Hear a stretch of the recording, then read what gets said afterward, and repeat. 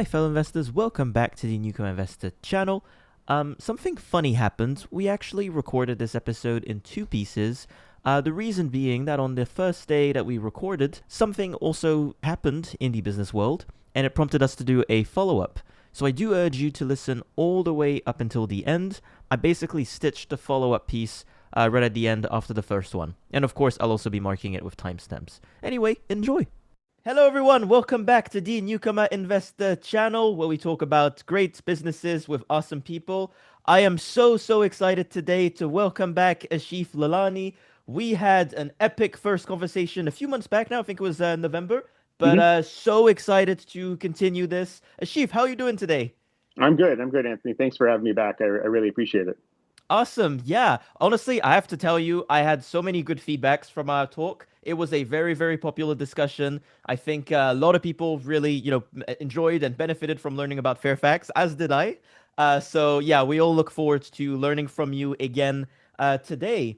And Thank you. yeah, I, without, I, I would say uh, I had great feedback as well on you in particular. People were really oh, impressed thank you. with how you asked questions and you asked the kinds of questions that people had, which I Mm, think is what you need as an interviewer. Like you were able to, I think, ask questions that people had after I spoke. Sometimes I don't know who the audience is mm. or who exactly has what level of knowledge about various subjects, and so I can sometimes talk about people, and they were really impressed with you. So thank you for Wow. that. Appreciate that. Oh, well, I appreciate that very much. Honestly, there is no secret to the approach. I don't want to say I'm being selfish, but I'm asking things that I'm just genuinely curious about.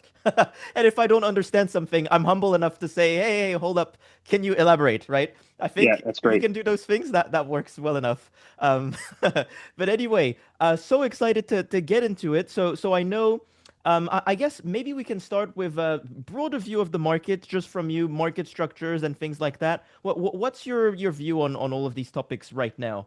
Yeah, so I mean, we got into market structure a bit the last time we spoke, and just discussed how how much the market's changed since the GFC. And I went back and listened again today just to make sure, or just to recall what I had said, because it does feel like my conviction has just continued to grow on the idea that a lot of capital is being managed, based on relative returns and not absolute returns.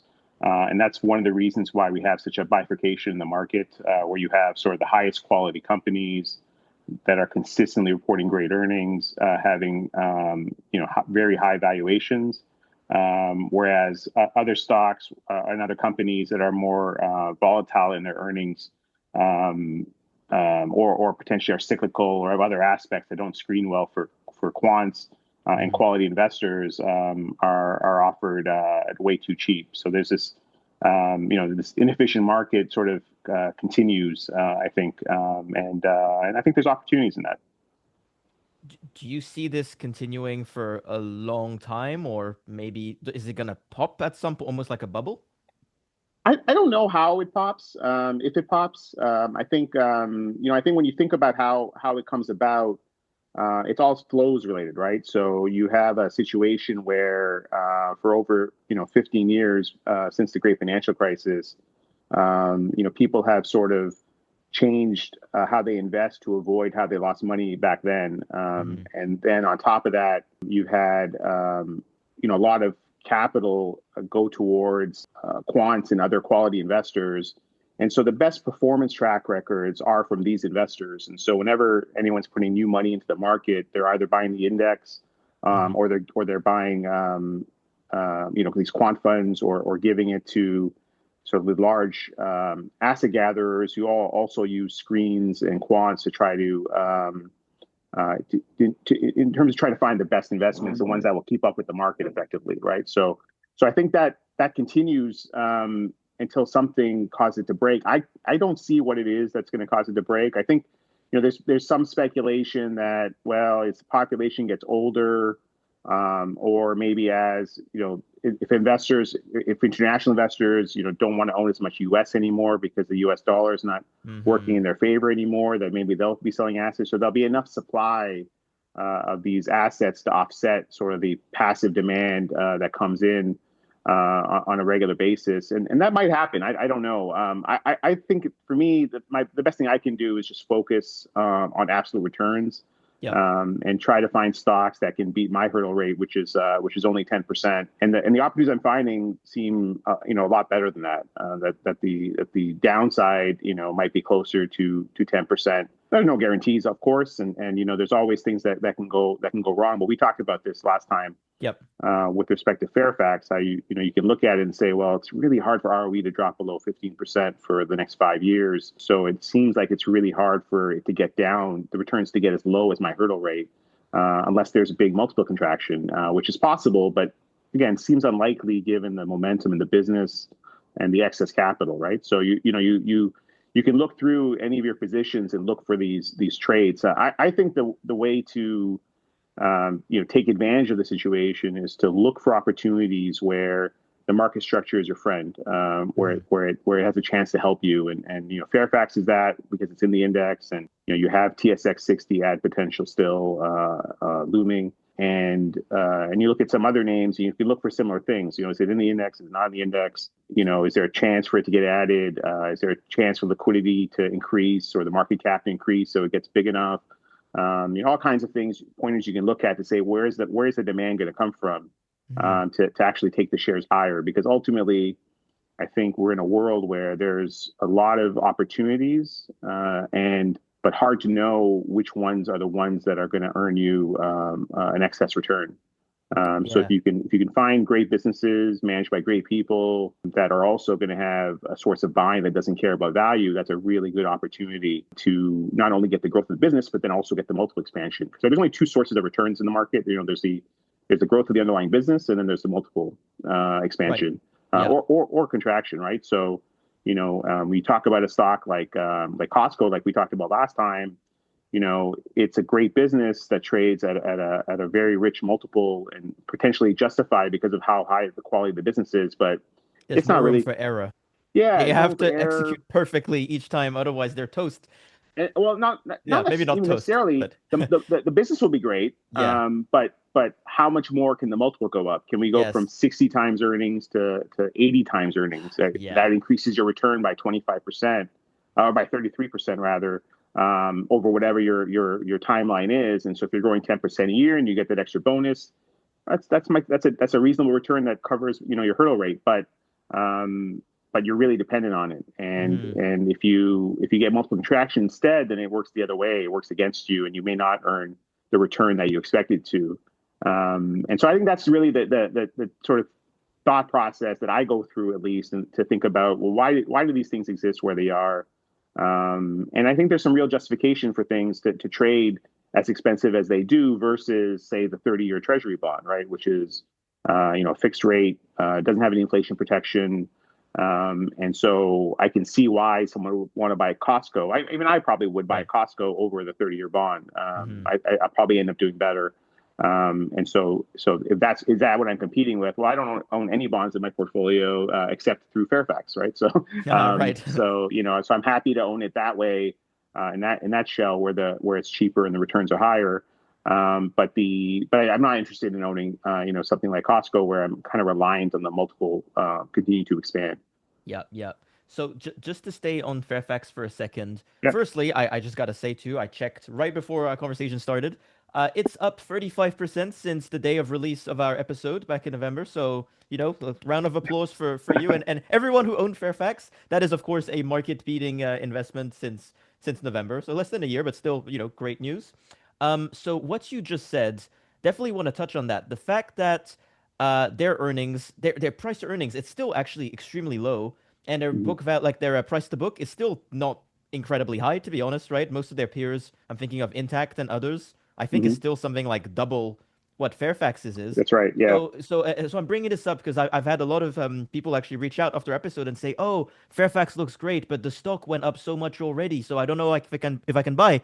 And I was saying, "Look, I know it's gone up like 300%, and now it's 500 since in 5 years, but it's still not expensive, right?" That's right. Yeah, exactly right. I think, and this is something I've had to really, I would say it's a big adjustment in how I'm investing in the past 5 years. I would say, I used to have a lot of trouble adding to winners, and because I was very price sensitive, I was very afraid of the drawdowns, as most people are, because if you have a drawdown, that's how losses begin, right? And Yeah. so and it's hard to give up when you're up a lot. It's psychologically very difficult to, hey, I was up a lot, and now I'm back to flat. Yeah. So that's a difficult thing to deal with. But if you take a step aside and you think about, well, there are two ways this company, the stock goes up, right? You either get a combination of how the multiple changes and how much returns you get in the business. And if you look at the multiple, like you said, it's still like half the multiple of Intact, with probably a similar or maybe even a higher ROE expectation over the next 5 years, given a lot of the right tail opportunities in Fairfax's equity portfolio that Intact doesn't have. And so you have this potential for the returns not only to be higher, but the multiple to also expand. And the multiple can expand because the flows are coming in from are expected at some point from the index demand, right? It's Yeah.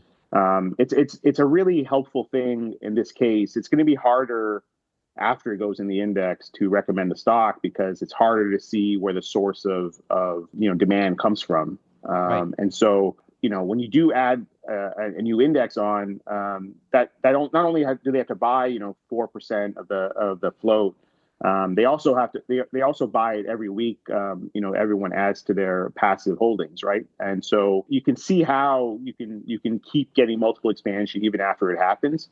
But that's a big catalyst to increase the multiple, and it may not change. The multiple may not change at the time it happens, because there may be a lot of investors who have owned it for a long time, have been overweight, and are waiting for that opportunity to sell it. But you still, anywhere close to this multiple still wouldn't be considered expensive. And like you said, even though the price to book value has gone up to around 1.6 times, maybe probably less on adjusted for the Q2 earnings, which look to be quite strong given how well the investment portfolio has done. The price to earnings, because the ROE is so high, it's probably still 10 times or less. Yeah. And on their core earnings, which don't include any gains or losses on the investment portfolio, which is a $70 billion portfolio, so it really moves the needle if it works, or if it doesn't work, quite frankly. You can see, on their core earnings guidance was about $150 a share. The stock is about $1,800 US, so it's still only about 12 times that earnings number. So, which is way cheaper than the market, and way cheap for a business that has had a 15 to 20% ROE for the past 5 years and the past 40 years, and potentially is going to have that for the next 5 years as well. So it's still exceedingly attractive. And I'm always surprised that it has stayed as cheap as it has. But when you think about how the market structure works and how investors are incentivized, and what they're trying to solve for, it makes sense. Yeah, well, it gives room for people to like people who know the business and who like it to buy more. And I noticed Absolutely. they're still buying back stock as well. For our people listening, right? Fairfax is buying stock as we speak. So they think Well, they're cheap enough. we'll find out. We'll find Yeah, out. We'll find out if they right. bought any in June in the next Oh couple of yeah, days, like because they have to last file. couple months ago. Yeah, Yes. yeah, yeah. They've slowed down their purchases a little bit, but it's hard to tell. I think they use. I've analyzed their buybacks, not that closely, but I do pay attention, and it does seem like they use a limit every month. And I think if the stock is up a lot, often in a particular month, it goes above their limit, and they don't buy much. Hmm. So we'll see. If they were active in June.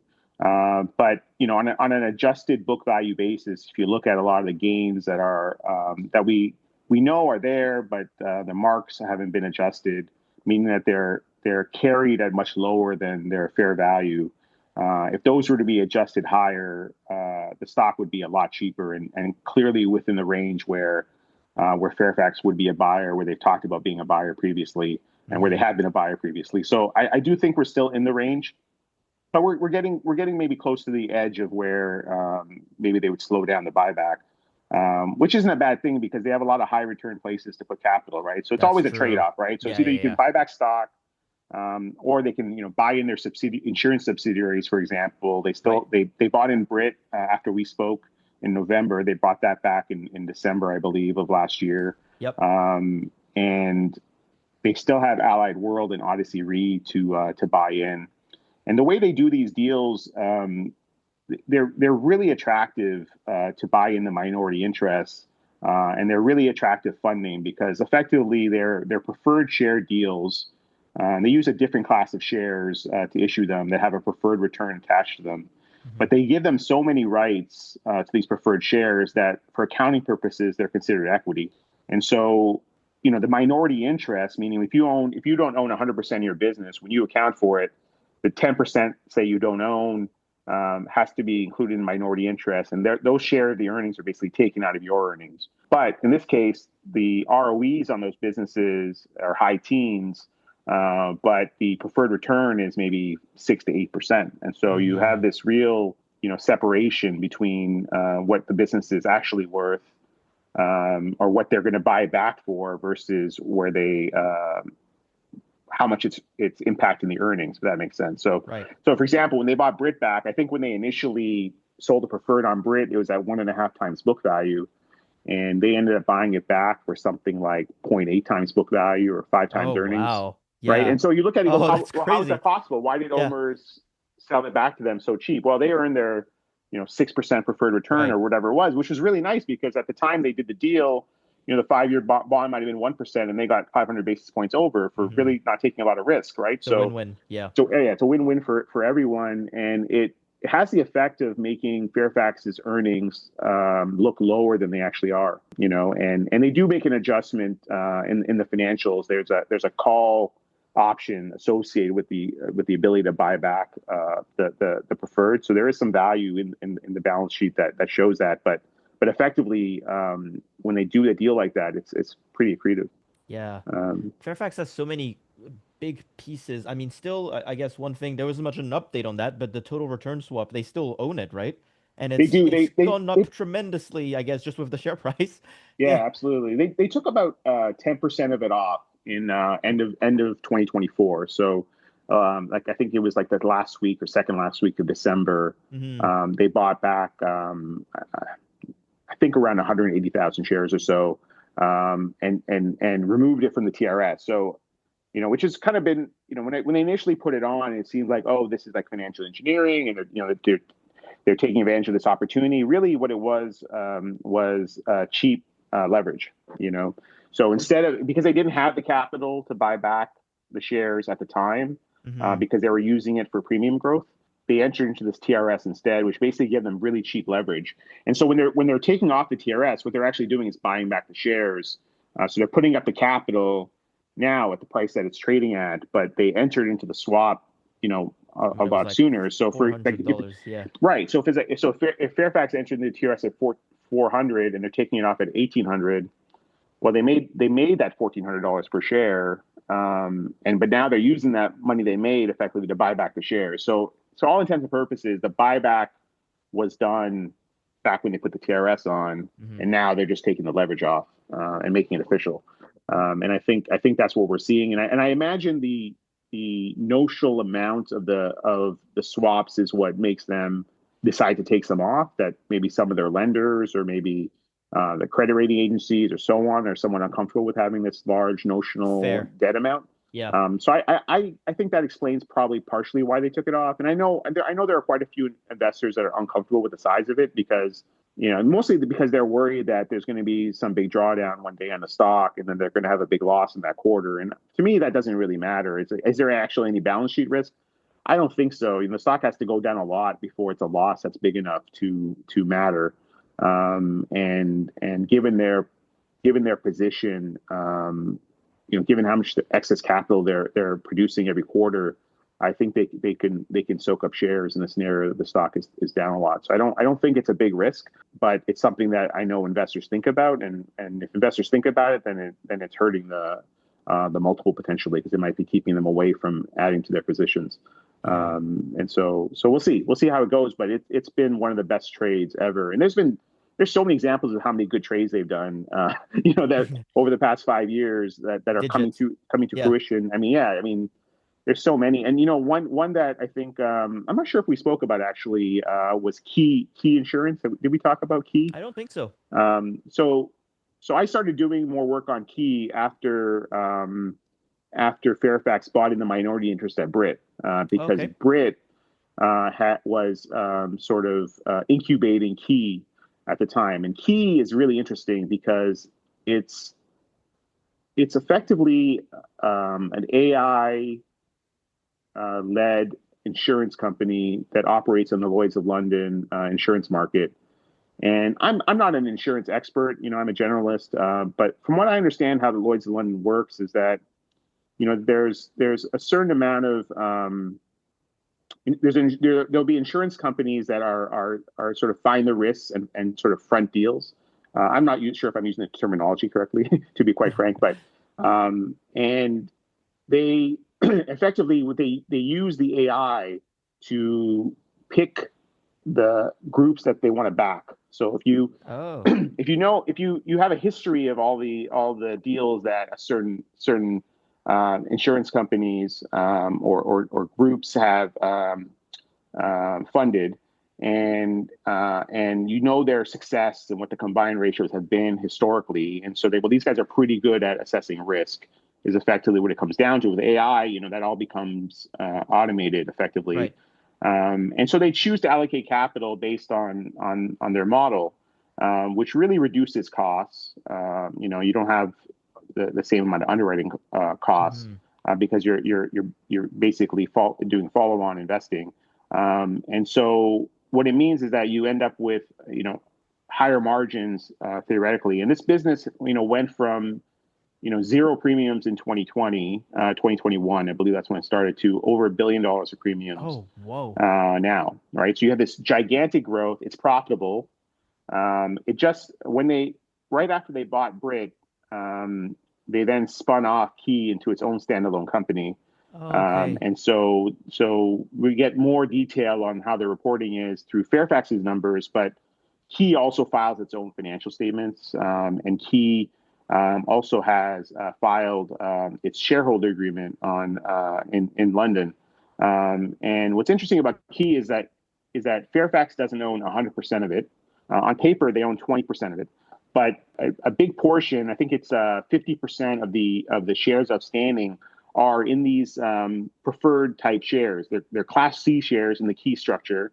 Okay. Fairfax owns the Class A shares, and then Blackstone is their partner, and Oh. Blackstone owns the Class B and Class C shares. So, Oh, okay. when you look at it from how they report earnings, because the Class C shares have all these rights associated with them, Yep. where they can force an IPO and do all kinds of things and get paid that way. So it looks like Fairfax owns 20%, but half of the capital structure is these preferred. So in reality, their economic interest is closer to 40%. And when you read the agreement, if I'm reading it correctly, the way I understand it is that at some point they will IPO the company on the London Stock Exchange, and Okay. the price that those shares get IPO'd at, or the stock rather that gets IPO'd, will be used to pay back the Class C shareholders at whatever the prevailing price is, which will be a much bigger multiple to the equity than where it was issued. And so what you end up doing is Fairfax's stake will go up closer to 40%, like 37% or 38%, depending on the valuation that it gets. And my feeling is that if you have a fintech AI company backed by Blackstone and Fairfax, that has a startup that's grown from zero to $1 billion in premiums in a very short period of time, has a lot of sort of runway in terms of growth and ROE and combined ratios, that potentially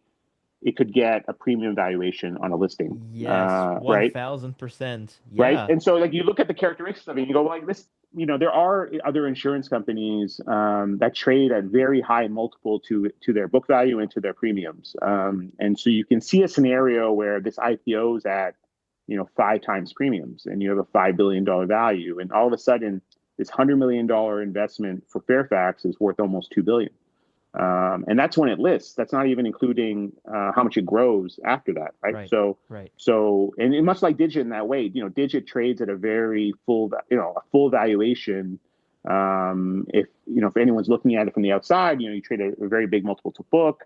ROE is working its way up. The startup, it takes a while to get your ROE up to where it could be, but it's growing very fast, right? So that explains the high multiple, and I think the same thing could happen with Key. And so even though it doesn't contribute a lot of earnings on its own, it could contribute a lot to the book value. And so you can see, there's all of these types of options that are in the portfolio that people don't think about. I think we spoke a little bit about the airport last time at Fairfax, Yes, I India. wanted to literally, follow up on that. Fairfax Yeah, India has been getting more attention, I think, in the last few yes, months, right? Like since we last spoke, I think yep, more people have been like, "Oh, okay, I should check that out," and been buying it. Yeah, I'd love to hear your thoughts on, I guess since we last spoke, like what's yeah. going on with that. Well, since we last spoke, I actually went to India with Fairfax. Oh, So in nice. Yep. January, Fairfax India holds a trip for investors every January. It's the first time they've done it since the pandemic. So, Hmm. and I believe, yeah, they did announce, I think, at the AGM this year that they're doing it again next year. Hmm. And it's a great trip. If anyone, has the capacity and the time to go, it's a great way to get close to and to understand what Fairfax has in India, not just for Fairfax India, but also they own Thomas Cook and they own Yes. Kess, Right. which Kess split into three companies this past year. And so there's you really get an appreciation for the network that they have, and you get an appreciation for the high quality of people that they have, which I just continue to be impressed by the quality of people at Fairfax. Whether I'm meeting them in Toronto at the Fairfax meeting, and they're the executives from the insurance companies or any of their other holdings. They're so impressive. The people, they're kind. They're very gracious with their time. They're honest. They're smart. And it's really a pleasure to deal with them. And in India, it's that in spades. And we had a chance to go see the Bangalore airport while we were Nice. there. Yep. Yep. That's all we did, actually. We flew. I mean, we did a lot of stuff on the trip, but in Bangalore, that's all we did. We Oh, yeah. literally flew into Bangalore, had a couple meetings, did a tour of the airport, Okay. Sick. had Yeah. some more meetings, had dinner, and then flew out the next morning Okay. out of the terminal that is the one that's the most The impressive. The beautiful one. Terminal Two, Yes. the With beautiful all one. those Yeah. structures coming from the ceiling and stuff. It Yeah. is the most amazing It's airport I've ever incredible. seen. Yeah, and there's lots of like testimonials online. So coming from me doesn't mean as much, but I would say it's very it's so well thought out and organized and efficient. And you just speak when you look at it, I was just like, oh wow, anything's possible in India after after seeing it, because it's so well constructed and so well thought out. And the management team is also exceptional. And if you have a chance to meet Hari, who's the CEO of the airport and of Anchorage, the company that they're trying to list Hmm. in India, you just come away so impressed. And my impression, and also talking to other investors that were there. So there are other investors there. Some have a lot more resources and are a lot more sophisticated than I am. And they when you talk to them about what India could be worth, they've spoken to all the analysts, the India analysts who cover airports. They've spoken to insiders. We get confirmation when we ask questions to the management team about assets and what things are worth and so on. And you get a really good feeling that the asset itself is being held at maybe half or maybe even a third of where it would trade if it was listed. Hmm. And Yeah. it's such a giant portion of Fairfax India's book value that I think people recognizing this got a lot more comfortable paying more for the common shares, even though the discount to book value has shrunk quite a bit. The book value, I think they last reported was around 2021. I can't remember the exact details, but if you were to mark the airport at any sort of fair value, that's probably going up, 50 to 75%, right? So your Wow. book Yeah. value is probably closer to 35, and so your discount you're probably paying closer to a 50% discount right now. Wow. Yeah. And so the opportunity is that when it does list, that the mark will go up so much that it will cause the shares to also go up. But unlike Fairfax, there's no natural buyers of Fairfax India. It's only people who really care, who want to own it. And I think we did talk about this a little bit before, but the opportunity, of course, and the reason why the shares should go up, even though there's no natural buyers, that the company itself then may have the currency in the Anchorage business to sell a little bit of that business and buy back shares Yes. and end up in a similar position. So it makes logical sense that the stock should go up if this happens and that the discount won't grow dramatically. But that's still, it's still a possibility. So it's something you have to be aware of that, hey, there's no natural buyers here. You're really depending on the company or other investors to get excited and to bid it up. And I think that's a fair bet to make. I'm making that bet personally. What are your thoughts? Just brainstorming, but if let's say that discount persists for a very long time and that just Fairfax itself buys back all of Fairfax India, Mm-hmm. could that happen? I don't think that Fairfax wants to buy back all of Fairfax India, and not because it's not great value. I think they agree that it is great value. I think it's because the capital issues it may cause for the insurance companies, meaning Right. that there's a much more favorable. It's much more favorable for capital purposes to have an investment in a liquid in a publicly listed company listed on the TSX than to own all of these Indian companies directly. That's very fair. Right? Yeah. Especially the private Yeah. businesses, which make up most of the most of the NAV. Yeah. Yeah. Probably 80% plus of the NAV is in private businesses. Higher if you were to mark the airport at fair value. So you have this big gap, and I would say all the private businesses inside Fairfax India. We had a chance to meet the public and private CEOs, a lot of them, and it's pretty clear to me that the private businesses are marked too cheaply, and even the public ones, they're at really low valuations given the returns. So true intrinsic values, way higher than what book value is. And I think we're in a very safe pair of hands with Fairfax India. The guys on the ground there are very smart. And they're very connected, and you need that kind of network if you want to avoid sort of the real problems in India. And so I think they have built something really valuable, and you're not paying for any of that when you buy Fairfax India. Yeah, side note, kind of related, but I listened to this podcast episode with Ben Watsa, Prem's son, talking about all the indie opportunities, and he runs his own fund that's done extremely well over there too. Just Hmm. having that extra set of experience as well, I feel like it's such a benefit, right? Yeah, absolutely. And Ben chaired his first AGM this year. He's now chairman, Hmm. and he did a great job. He knows India very well. Obviously, he's very well connected. And you're right. His own, I think it's called his Marvel. Guru Fund, Marval Yeah. Capital Guru Fund, which is his India fund. I think it's the best performing international, or maybe Yeah. even any fund in Canada Yes. over the past Correct. 5 years. Yeah. It's a really remarkable return. And so I guess we would have all been better off buying his fund than buying Fairfax India. I think it just shows you that uh, The quality of the people. he's a very high quality person. He's a very intelligent person. If you've listened to him speak and talk about stocks and investing, you realize that he's a quality investor. And so I think it should make people feel really good about the future. Even though Prem's not is still young, at 74, 75, I think I might be aging. I might have gone too high on that age. I'm not sure exactly, but even though he's getting older, and he still probably has a long time left being CEO. Hopefully, knock on wood.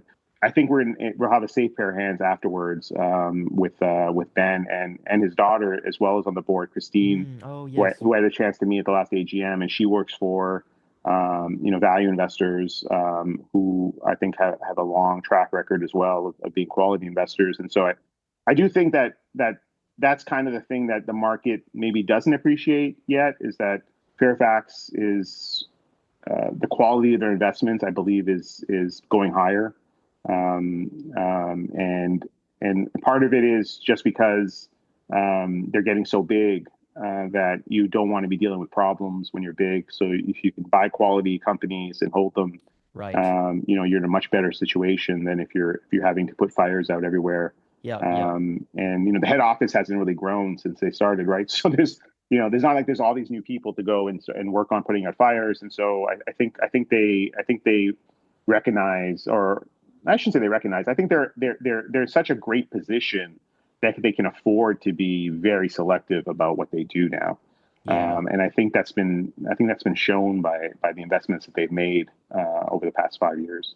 And they place a very high premium on having very trustworthy people in the investments that they make, right? Trustworthy and just high quality in all ways, and really people that match the ethos of the company, Fairfax. And I think people choose, Fairfax, the companies that partner with them. The stuff that they've taken private. Obviously, we talked about Sleep Country last time, and Peak Achievement and so on. I think they want to team up with good managers who are aligned, who are honest, and they're gonna stick with them as long as those guys want to keep going. And I think that's a really good thing, and I think something that maybe differs a bit with Berkshire Hathaway. I think everything with Berkshire, they sort of buy and never sell, and I think that Fairfax is much more open to selling things if the price is right. Right. And the real benefit for Fairfax shareholders there is that then increases the book value every time they sell something. Q1 was a good example. They sold a business that I hadn't even spent any time on or noticed that they owned, and they recognized the big gain on it in Q1, and that helped them beat the quarter for the earnings estimate. They still earned over $40 a share despite having really big losses in Right. the California California. wildfires, Yeah. and so they were able to sort of this gain really offset that loss to a large extent, and the rest of the equity portfolio also did well. So they seem to be operating at another level right now, and that can't last forever. But as it stands now, they're in really good shape. And so just I guess before moving on to our next stock, just kind of to conclude and summarize, you feel still extremely good about them for the short to medium term, I would say, right? Next year, two, Yeah. maybe 3 years, you feel Oh yeah, positive. for sure. I Yeah. mean, I think I did this study actually looking at the returns between like June 30th and October 31st every year because Okay. only because it's hurricane season, right? So investors Oh. investors get nervous about cat losses and bad hurricanes at Fairfax. Even though there's a great slide if you really like to go deep into things. Fairfax puts out an ESG report every year, and in that report, they have a chart that shows their cat losses every year, I think for the past 15 years or 20 years or something. And it shows how much loss they're willing to accept in the insurance Mm, book versus what they've actually recorded. And they set a threshold of a 15% pre-tax loss on shareholders' equity they're willing to accept, which is a really big number. And you can see in the past few years, the losses, even though there's been some substantial cat losses, haven't come anywhere close to that, which I think gives you a good indication that the amount of risk they're taking hasn't changed that much over the past right. 5 years. But the premiums they're collecting is a lot higher, and the equity is a lot higher. So the actual amount of cat loss, I think, has diminished versus what's causing the fear every year. And so to get back to the study, the reason why I looked at it, because I was just curious,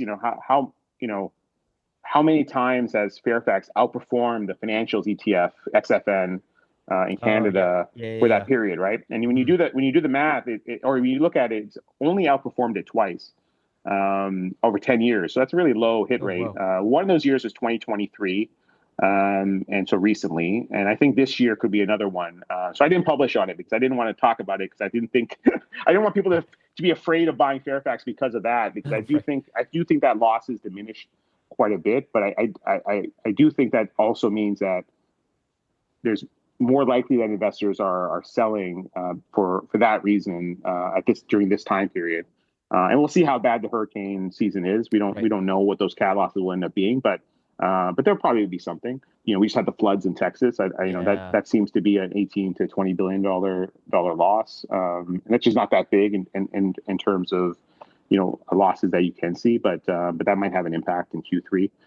But yes, but generally, yes, I agree. I think that the current setup is still very, very good. This quarter itself, Q2 looks very, very strong, and so book value is going to be up a lot. Fair value or carrying value is going to be up a lot, and they're going to report that probably at the end of July. Hmm. And I think there's also a tiny chance that RBC, which recently just reinitiated coverage of the company, will add it Oh, yes. to its Yeah. focus list. Yeah. So RBC has a focus list, and I don't know how many of their brokers use it, but I do believe a large amount of money is indexed to it. Back when I was at UBS on the prop desk, we would try to guess what they were going to delete and add to the focus list every quarter because it was tradable. There was enough flows associated with it, much like there are index flows, associated with the index changes. This focus list also has a decent amount of flows associated with it, and so we would try to guess, and sometimes we'd be right. We'd make some money.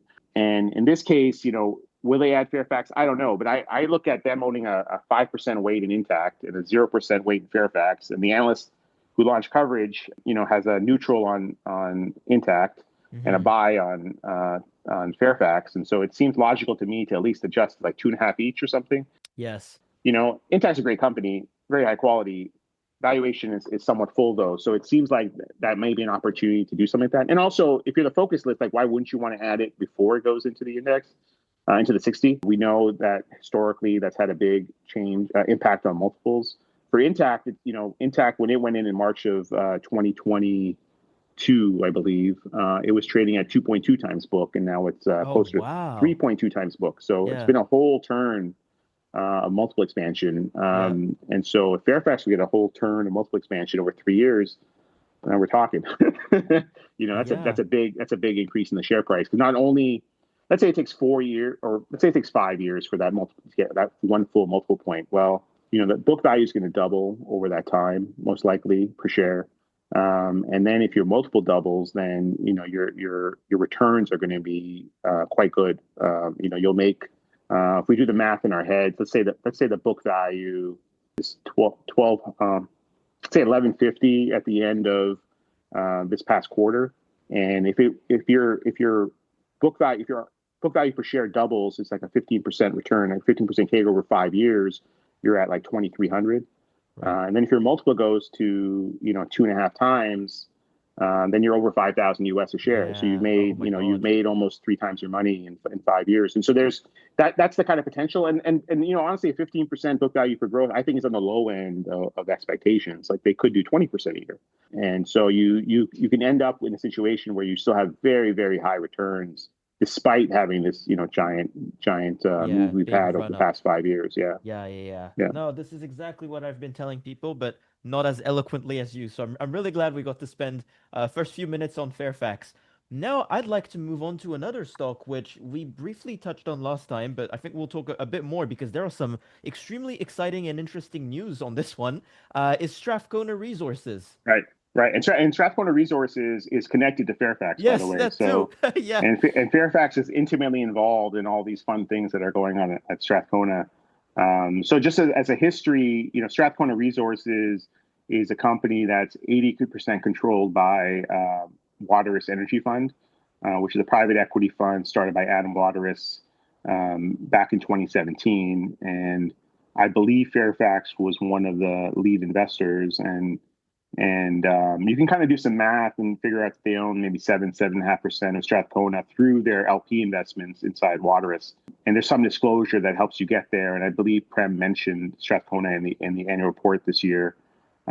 So it's out there. And Strathcona it's a oil sands producer. And since we last spoke, they did a really accretive transaction where they sold their Montney gas assets for over $2.5 billion and use that money to pay down their debt effectively. And so there's now sitting in a net cash position.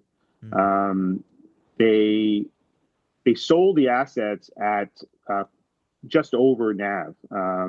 When the stock before they sold it was trading at 0.58 times NAV. Oh wow! So you're selling something at NAV that's a decent part of your NAV when you're trading at a big discount. And so all else being equal, it took the multiple from 0.58 times NAV to like 0.46 times NAV. So it's really accretive, right? Because if you assume, well, the multiple should be the same afterwards, then the stock goes up a lot, in that scenario. And in fact, there's an argument to be made it should be even higher. Well, now you don't have any gas, so you're pure play oil sands, and investors really like pure plays. You have no debt, Well, investors really like companies that That's don't have any nice. debt. It Yeah. reduces your risk, right? Yep. And so you would think the multiple will go up, but instead what's happened is the multiple has actually gone down. And it's gone Wow. to 0.5 times. The stock's up a little bit from when they Yeah. made that announcement, but the multiple has actually shrunk, and it's shrunk, I think, because 2 days after they announced the sale of the Montney, they announced that they were going to make an offer for MEG Energy, and they have since made that offer to MEG shareholders. And it's a stock and cash deal, and it's mostly stock. And it hasn't been well received by smaller MEG shareholders, I would say. It's hard to tell what larger MEG shareholders think. But I think it is a brilliant, brilliant deal and takes advantage of all this market structure stuff that we talked about. Yep. And so when you look at Strathcona, it has about 214.5 million shares outstanding, about a $30 share price. So the market cap is a little over $6 billion. It's free float though, so the shares that aren't owned by Waterous means the float based on that is only around 1.2, 1.3 billion, which is not big enough for the TSX Composite. And so for that reason, it's hard to know what Strathcona shares are actually worth, because you don't have any price discovery from shareholders that don't care about value, which you have for any company that's in the composite, right? So Right. you don't really have a feel for what's the stock worth, what's the market, is the market correct when it values it, and so it's really upon the investor to sit back and say, well, what are you actually offering? If you're offering stock that's trading at 0.5 times NAV, and let's say C&Q trades at 0.7 times NAV, the right multiple is probably somewhere in between those two numbers, right? Like it's trading, and if you look at where MEG is trading, MEG Energy, after they made their offer, it's trading around 0.6 times NAV. So it's trading at a premium to the offer that Strath made based on Strath's share price, current share price. But its current share price, I don't think the market's efficient. I don't think it actually reflects what Strathcona is worth. And it's been a bit disappointing how many investors just accept that the market's efficient and that the Strath price is correct. Because back when I was at UBS, I did a lot of risk arbitrage, and I still do some risk arbitrage. And the first thing we would do when there was a company that made an offer is we would quickly analyze, well, what's the company worth pro forma? After this deal is done, who's getting, the advantage? How accretive is the deal to the buyer? How accretive is the deal to the seller? And if it's a stock deal, it's easier because you're like, well, this is the company, this is the pro forma company. What's that worth? And let me then multiply the exchange ratio by that, which is they offered 0.62 shares of Strathcona for every MEG share, plus $4.10 of cash. And so when you do that math, and you try to figure out what the combined company is worth, you end up you can end up with a much higher share price for Strathcona post deal if it trades closer to where MEG trades now, or even at a higher valuation, which it arguably should post this deal. And there are a lot of reasons why it should trade at a higher price once the deal gets done. A lot of them having to do with the market structure. So because Strathcona shares are not in the don't have a float that's big enough for the index. When they merge with MEG, immediately the shares, that float will be included in the index float, right? So you'll have a reweighting of MEG shares, Strath will basically adopt all of the liquidity that MEG has, and its weight in the index will go up because its float is now bigger.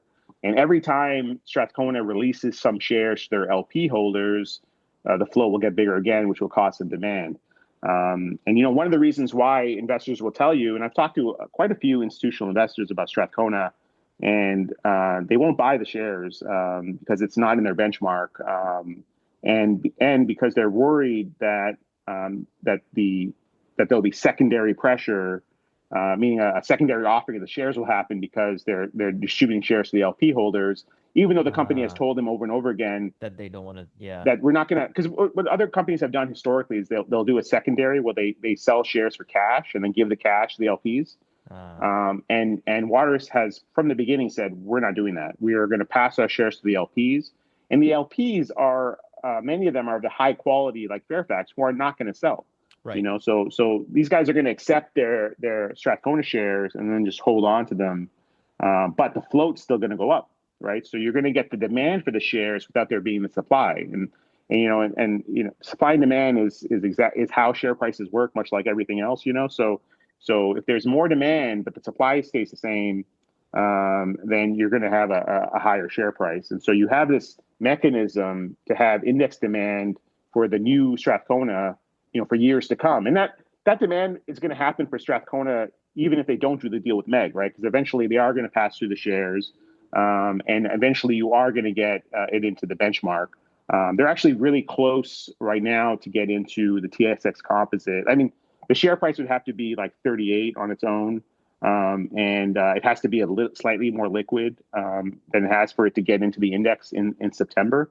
But there are other benchmarks that they might get into. The FTSE apparently recently changed their rules, and so there's going to be some demand. Basically, my understanding of what FTSE did is they used to group the U.S. and Canada together, and they would rank all the names there.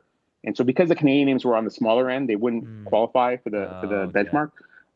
But what they've done is like split them into separate countries now, and so my understanding is that there should be some index demand from FTSE index starting in September, and they've spread it out over 3 quarters. So they'll do some in September, some in December, some in March, and so that will provide potentially the buying that will take the shares up to a level where they can then get into the composite. You know, assuming they haven't done the deal with they haven't closed the deal with MEG yet, and the MEG offer that they've made expires mid-September, and the MEG, you know, management team has decided not to engage with Strathcona. They're playing the pretty traditional game of you know, telling the hostile bidder to stay away, and that they'll do a deal with someone else. That's the last thing they want to do is do a deal with Strath, and Strath has taken the very, like, you know, I would say fair and friendly approach in the sense that they've said, look, we own 9.3% of the company. I should have mentioned that Strath also bought 9% of the company before they launched their bid, which is also, again, brilliant, because not only do you take up a lot of the shareholder register when you do that, but if someone else does come over the top and bid, then you make money on the transaction. So all the costs that you have associated with making the offer, you get paid for it. But not only that, you get to go and market to every one of MEG's shareholders. And every one of MEG's shareholders, well, for the most part, own it because it's a pure play oil sands company. And well, guess what? Strath is also a pure play oil sands company. So if someone else were to come in and buy MEG and take it off the market, a lot of that money would end up probably going to Strath anyways. And so we get into more of the dynamics, and I don't know how much you want me to go on with this, but if you look at the shareholder base of MEG, you know, they have 2 really big shareholders in Fidelity and Capital. And my guess is that if the market cap of, you know, Strathcona MEG, the combined company, would be, you know, over 12 billion, that it would create room for Fidelity and Capital to buy more, because they're kind of capped right now, being, you know, if you're getting above 10% or close to 10%, you really can't add a lot more if you're an institution. You have liquidity issues, you have market cap issues, right? And so all of a sudden, there's now room in the market cap for them to add to their positions before all this index buying shows up. And that to me is just that's a way to take advantage of market structure. And not only that, if the two were to combine, not only would the float of Strathcona be included, but the combined company would also qualify for other indices that it may not qualify for now, because the market cap would be that much bigger. And so you can see how when Strathcona says, "Hey, we're going to get multiple expansion if we do this," you know, it's not just, you know, them saying that because of the narrative issues associated with, you know, having a pure play oil sands company that's you know, one of the biggest in Canada, biggest producers in Canada. and have all this growth associated with it within Strat's assets and MEG's assets. All of those things means that you should have a higher multiple from a narrative perspective, but in reality, the flows will also support that happening. And so you can see how this works for everyone. I find that when I engage with MEG shareholders, they are not fans of this deal because they believe that MEG has higher quality assets, and it's true in the sense that the steam oil ratio, which is something that people point to in oil sands, you need a certain amount of steam that you have to generate to get the oil out of the Oh, ground. okay. Yeah, I was gonna ask, what's that? Okay. Yeah, and the steam is generated by using usually by using natural gas, but you can use Yeah. other power sources in theory. And so the cost associated with pulling oil out of the ground is lower if you have a lower steam to oil ratio. And MEG has Okay. a lower steam to oil ratio than Strathcona does, but Strathcona is closer to distribution to infrastructure, so it has lower transportation costs. And one of the reasons why they're pushing to make this proposal is because they also have much lower G&A costs. So they think they can Mm-hmm. reduce the amount of G&A costs at Strathcona at MEG's assets, significantly enough that it creates a decent amount of value, about $1 billion worth of NPV Yeah, I for the saw combined this. company. I saw this slide that I think Strathcona, I think first Meg, when they first said no, we don't want to do this, Strathcona released this rebuttal, and it was this PowerPoint slides, a few of them, right? It's kind of like Mm-hmm. myth plus fact. And yeah, one of the facts from Strathcona, they showed the cost structures of both companies, right? And they Right. showed, yeah, like you said, Yeah. Strathcona, the savings that they have compared to Yeah. Meg, if they were just to even go halfway apply what they did with themselves to Meg, it would create Yeah. so much value, like you just mentioned. So Yeah, and yeah. even some of the softer things are interesting, right? Like so, Mhm. Meg does a lot of their compensation with equity, right? So they'll do stock Right. options and RSUs and stuff like that.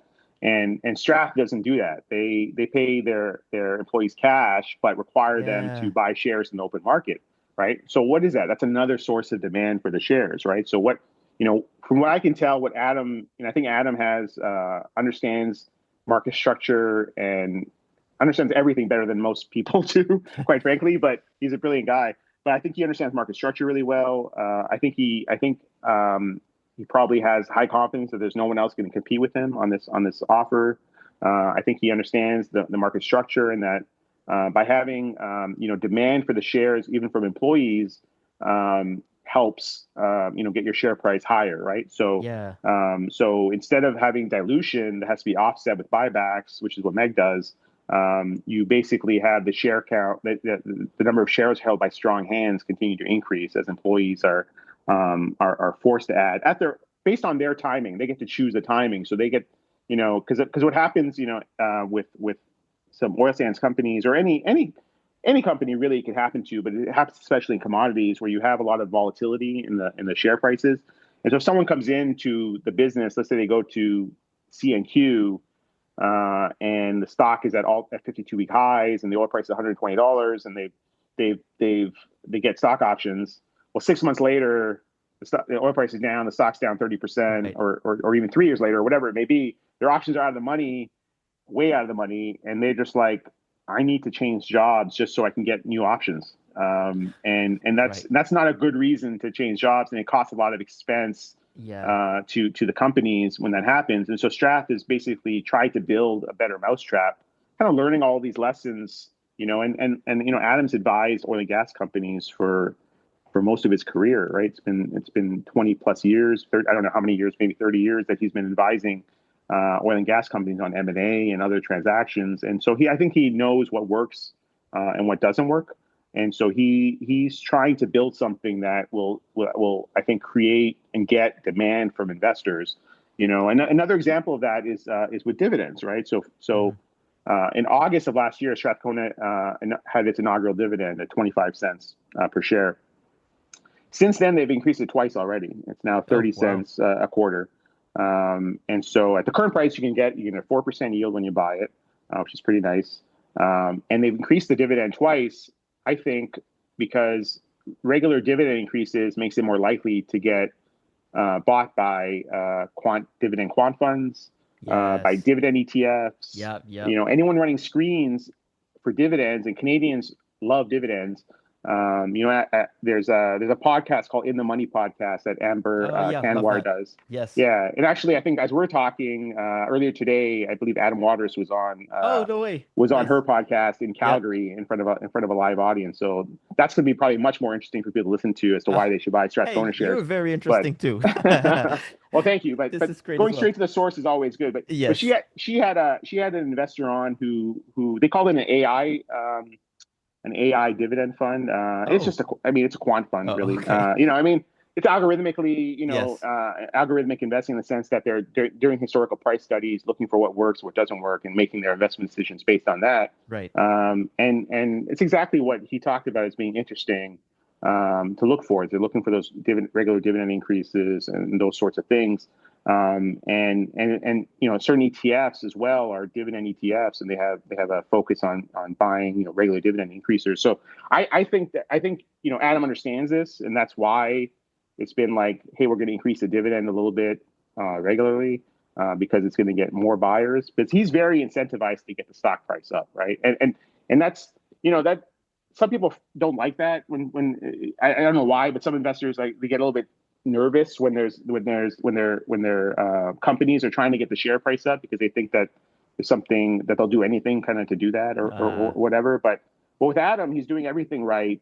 For what I can tell, it's very intelligent and it's very obvious because he's told you, look, I'm going to pass through these LP shares to the LPs within 3 years. I think is what he said, and the price that he passes it through on is the price on which he earns his performance fee.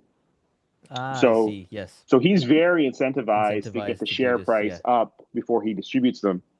And so I think that's why I think they're being aggressive. And he knows the index demand's coming, and he set up the company for that. This MEG deal really accelerates that process, right? Because you're in the index, you're liquid. You've built a bit of lore around you in terms of what Adam's capable of doing and how he sees the world. And so you can see how the company could go to a big premium when they eventually, by the time they eventually distribute the shares. And that's kind of the bet you're making is you're betting that you want to bet with Adam, I think. And I think investors, as it gets into the benchmark, they might be more likely to buy it. But I try to talk to as many of them as I can to try to say, hey, think about it this way. Think about it the way that skating to where the puck is going, to use the Wayne Gretzky quote, right? Instead of saying, does it pass all my tests? And one of them is that it's in the benchmark. I'm gonna step outside of that and try to do that. But it's just really, really hard. And today's a good example in the market. We're recording this on July 8th. And if you looked at it, the gold stocks were down a lot today. And energy stocks were up a lot today. And yes, the gold price was down and the oil price was up a little bit. But I think it's probably more of investors switching, from gold into energy. Because if you look at a year to date, we're 6 months into the year basically, and year to date, the XGD, which is the gold ETF, is up something like 42%, and the energy ETF is flat or down slightly. Up probably after today. So it makes sense that if you're playing the game of relative return investing and you made a call where you bought gold stocks at the beginning of the year and you've made a bunch, well, how long do I want to stay underweight energy, right? The oil price is acting a bit better. I was underweight energy. I was overweight gold. I'm going to switch it back, at least get to market weight on both, or go underweight gold and go market weight or overweight energy. So you get this dynamic that happens.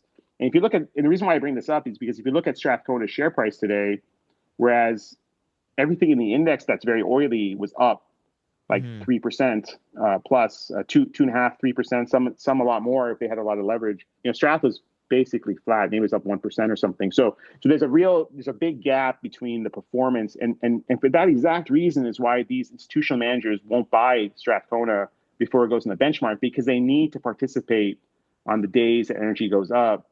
And what's the point of buying energy stocks if they don't go up when other energy stocks go up? So that's how they think about it, which is it's very short term oriented, as opposed to thinking, well, what are my returns on this investment over the next 3 years, 5 years?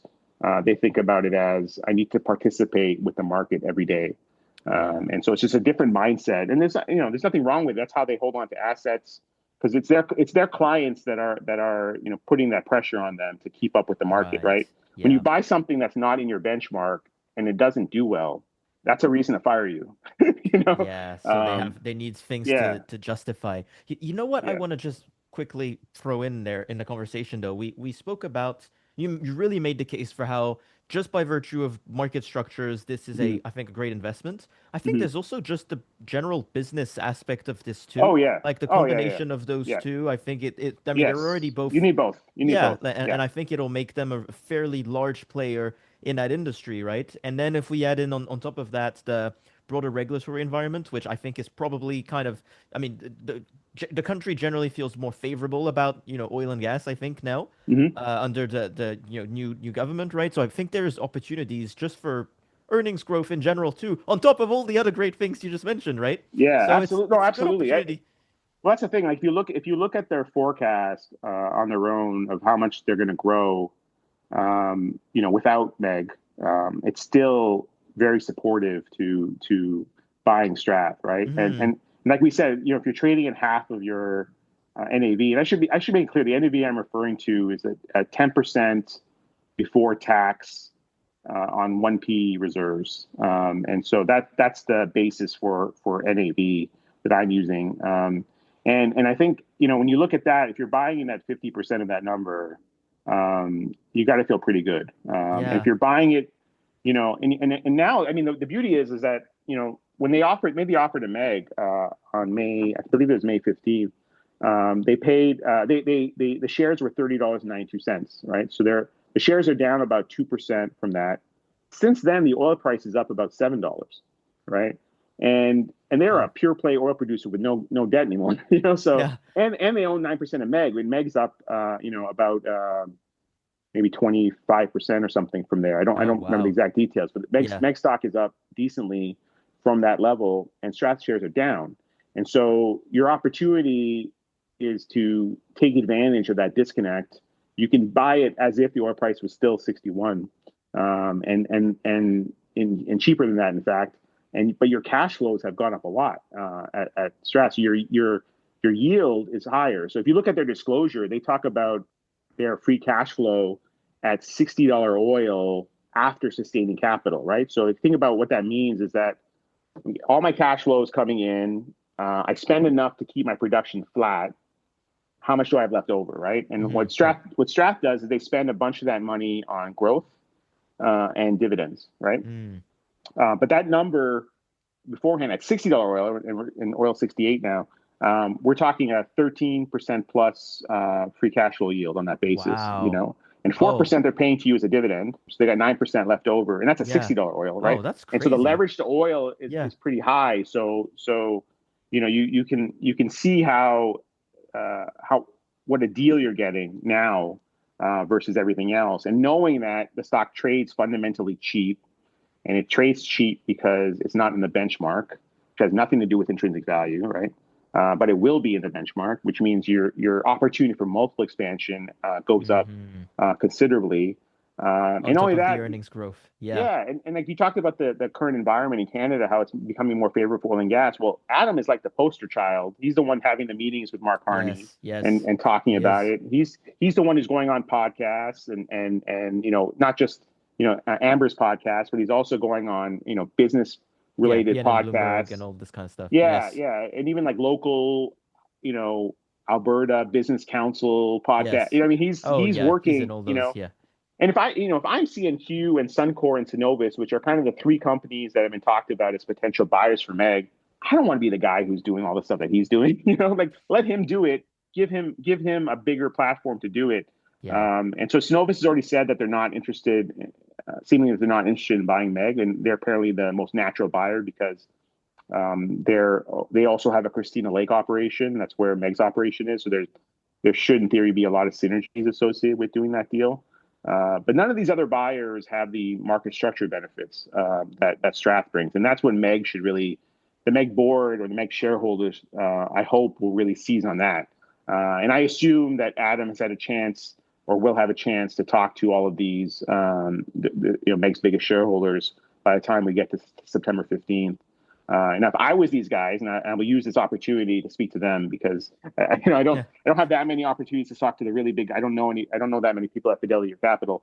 But I would suggest that it's just smart to just start buying Strathcona now.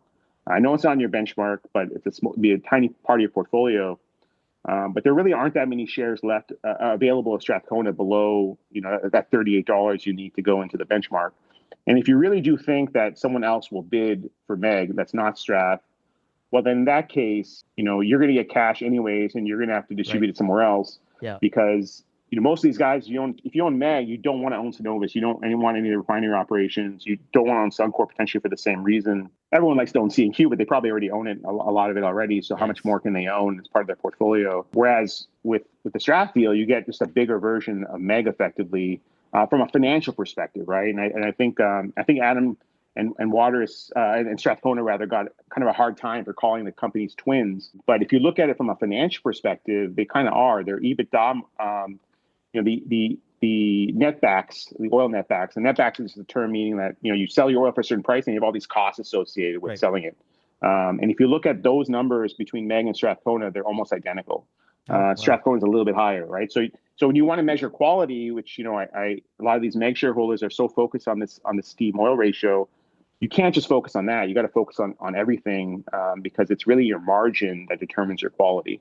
And if investors haven't spent any time on Strathcona, I suggest what they do is go back to November on their Investor Day presentation that they did, which I went to the week after we spoke last. I went to Calgary and spoke to them, and I think if you listen to that, you realize that how they think about investing is exactly how like Warren Buffett thinks about investing or Prem Watsa thinks about investing, and they bring that approach to energy and resources, which is something you don't get with every company in the oil patch. And you also hear, Adam say he thinks that the entire energy space in Canada is cheap, and so he has used his excess capital, some of his excess capital, to buy this big stake in MEG because it is cheap, and together they can get to a higher valuation. Because again, the only buyers that you can count on to buy the stock without any care about value are the passive and quant. And so he's going to get the passive buying, via the float, and also potentially qualifying for other ETFs, dividend ETFs, and the S&P and FT. And so the list of the buying that's going to have to happen is real. And the question is, do you want to buy it before that happens or after it happens? And so if I'm Fidelity or Capital, I should want to buy it beforehand. And if my buying causes the shares of Strathcona to go up so much that MEG is now trading in line with the current offer, puts only more pressure on whoever else is, if someone else is bidding for MEG, to pay up and pay a higher price, right? They have to make it worthwhile.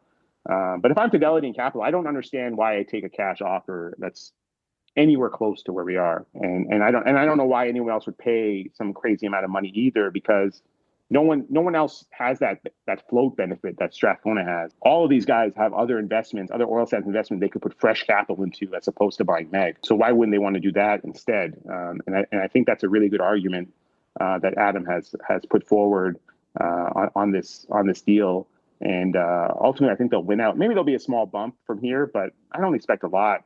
And if I'm Fidelity or Capital or any shareholder in MEG, quite frankly, I should want to sell some of my MEG shares to buy some Strath shares, effectively shorting the spread that's been put on, right? Because right now, the value of Strathcona offer is a few dollars below where MEG is trading, and so the opportunity, if you think about it, every share you sell of MEG to buy Strath, you're going to end up with a lot more shares, because the only thing anyone shouldn't want in this deal is the cash. And you don't want the cash, right? You want to own the asset that's cheap.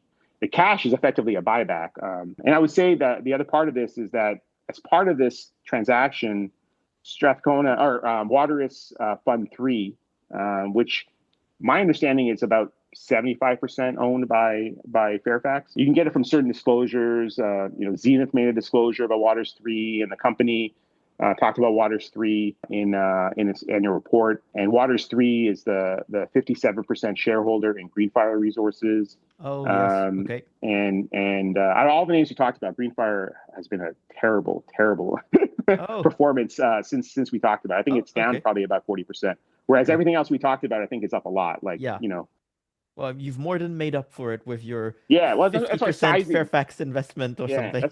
that's why sizing is so important. But it's Yes. funny. I listened back to the names we talked about. I've grown every position that we talked about since we talked about it, Okay. which I thought was including Greenfire, although that's a bit rougher. But we can talk about that a little bit. So Waters 3, which again is controlled by 75% owned by Fairfax approximately, and controlled by Waters, is participating in what are called subscription receipts. So they're willing to put new money into Strathcona Oh, at $30.92, which is the price the shares were when they launched the offer for MEG. That price is also so that's about 2% higher than where the shares are trading now. So you get to buy it oh, at a discount to that, okay. right? Which Yeah. is nice. Those shares only Good get point. issued if the MEG deal is successful, Oh, okay. right? Right. But what's interesting is that they're willing to put new capital in. And Adam, there's a quote in a Globe and Mail article, I believe it was, where Adam says, "Look, we expect to make private equity returns on this capital that we're putting in at $30.92." And I think I think it was done as a sign of like confidence that this is not the end. It's a fair price. Yes. And I think that's the part that the MEG shareholders, just don't understand. They're really focused on the premium that they're getting, which is a very like deterministic way of doing things. Like the premium really shouldn't matter. What you're getting paid should matter. And in this case, what you're getting paid in is Strathcona stock, which is cheap. And so as the value of Strathcona shares go up, you're going to get your real return. So if Right. you're willing to look past the next few months and you go for the next few years, it could happen a lot sooner given the index demand. You're going to get a big, re-rate. So you're much better off taking Strathcona shares on the current terms than selling for like $27 cash or $30 cash or whatever it may be. And you're much better off owning Strat before the deal happens because you're at the current spread. Because again, you don't really want the cash. You want to own as many shares as you can before the index has to buy it. Yeah, And everything you've been saying, it definitely does point to just a really good opportunity. And I'd remind all our listeners again, like you said, you got to be in early on stuff, right? That is where you make the most returns. It's not when you wait for all the gains to be made and the index and all those things, right? It's to recognize those types of patterns, right? And those opportunities and then making the buys early. So I'll tell you just between, although, I mean, everyone's going to hear this, but Strathcona, I don't own it as of now, but it has been very high on my list of, potential new positions. I think as I'm, slowly becoming a better investor or just learning more, I'm taking a lot longer to do my kind of homework and even initiate a new position because it's a big commitment for me, and then it's also following the company closely over time. So I've reduced my portfolio a lot, and I'm taking longer to initiate positions, but it's among the ones I'm considering. It's very high on that list, and I think again, seeing all those patterns that you've outlined very nicely in this episode so far, it's it's putting it even higher on my list. Considering the timing as well, like I'm seeing a lot of potential upside with this deal. I'm also seeing upside if there's no deal as well, mhm, and yeah, the timing is good. So it's an interesting right. one. Yeah. Hopefully it works out. I think we talked about last time. Like all my big positions are with big controlling shareholders who are very Hmm. aligned with investors. They own a lot of stock. They're very smart, and they're going to make the best cap allocation decisions they can. And because they're very smart and they're very effective, they have a really good chance of also executing well. Because again, the reason why all the money's gone to quality is because execution is hard, and when you have a great business that can run itself effectively, there isn't that much that can go wrong. Like we talked about with Costco, Yes. it's hard for it to go wrong given that what they've built. But when you're dealing with resource stocks or any sort of stocks where there's a lot of decisions that have to be made and a lot of execution that has to happen, there's more risk. And so you just have to make sure you're getting compensated for Yes. that risk, Yeah. right? Yeah. And when you look at something like Strathcona, the way they talk about the kind of dividends they want to pay, you could end up in a scenario in a few years where you receive back all the cash from dividends if they haven't Right. found a way to buy things. Think if the sector stays cheap, then they'll probably spend their capital buying things that are accretive, right? Right. Much like this MEG deal, but in other situations, when they're out of things, they're going to return cash, and the regular dividend they talked about in that November investor day was by 2030 having the regular dividend be $3. Well, that's a Whoa, 10%. what? Yeah, Oh, based on the growth that they had seen. Now the growth has changed because they've cut out the Montney assets, but the oil sands assets are growing. yeah. And so you could have that kind of dividend increase ahead of you over time. And so in your cost basis, you might have a 10% yield on your cost basis. Well, that's pretty great. Yeah. And there's potentially no reason to ever sell something like that. But it all depends on where the valuation goes, and Yes. I think with resource stocks, you're more likely to trade them than not because the Of course. prices underlying move, and so you have to kind of pick your spots. Well, here, at the low end of oil prices, which is kind of my macro view on oil, and is that $60 is kind of the low end of oil prices because once you get under 60, you get the shale oil production really comes down, and shale oil in the U.S. It's a very quick cycle business in the sense that you put the money in the ground, you get most of your production out in the first few years, and so if prices are low, you just stop drilling, and so you get the supply response almost immediately because there's very high decline rates on shale oil, and so you get this big decline in production, and that helps prices stay above 60, and so there are some people who are calling for much lower oil prices near the end of this year. I'm not sure if that's going to happen or not, but under 60, if 60 is kind of where your floor, it's like look at my Strath right now at the same price as when oil was 61. So good indication that that's a pretty good floor from a valuation perspective. And then now you're open on all the upside as to where oil prices could go. We've seen commodity prices kind of perk up recently, in part because it seems like the U.S. dollar is going through a depreciation stage, and it's been a big run already. So there's a good chance we're going to have a counter rally at some point that might hit the commodity prices. But oil is probably closer to the low end of its range than the high end of its range. And so if you're going to buy a commodity stock, you want to do that in that Before scenario. it goes up. Yeah. Yeah, Yeah. exactly. Cool. Yeah. Okay, no, thank you so much for this comprehensive overview of Strathcona. I'd like us to move on to EL Financial. So this one, Mm. remind me, I don't think we spoke about it in the podcast. We spoke about it together privately, I think, Right, but I don't remember yeah. we really mentioned it on podcast. So Yeah, I don't remember either. I don't know yeah, if I mentioned it when I was talking about maybe in having my passing. biggest positions being like controlled by really Yes. good capital allocators who have a lot of skin in the game, and that's the same case with EL Financial. So EL Financial is, for all intents and purposes, the family office of the Jackman family. And if you walk around Toronto, you will see things that are named after the Jackman family. They're pretty big on philanthropy. The company was founded by the grandfather of the current CEO. For over 15 years, it's compounded over 12% a year, I believe. Wow. So it's got a really long history of compounding capital. Initially, they owned they owned a lot of different things, but they had control over a couple of closed-end funds, and they owned some insurance companies, and I believe they owned a trust company at one point, which they sold to Scotia. They had the Dominion P&C insurance company, which they sold to Travelers, who then Travelers just sold it to Definity.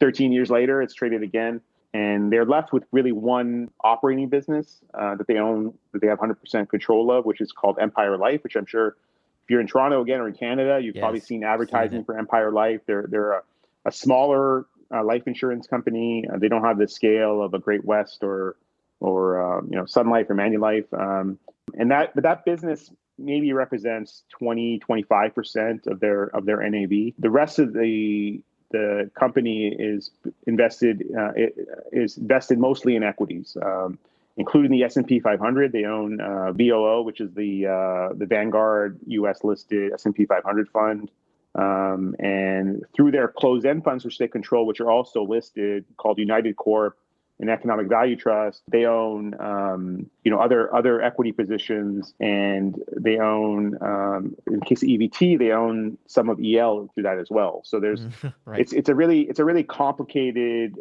shareholder structure. Effectively, the company owns, I think, maybe 20% of itself indirectly. And It's very there's really, Brookfield-esque of them.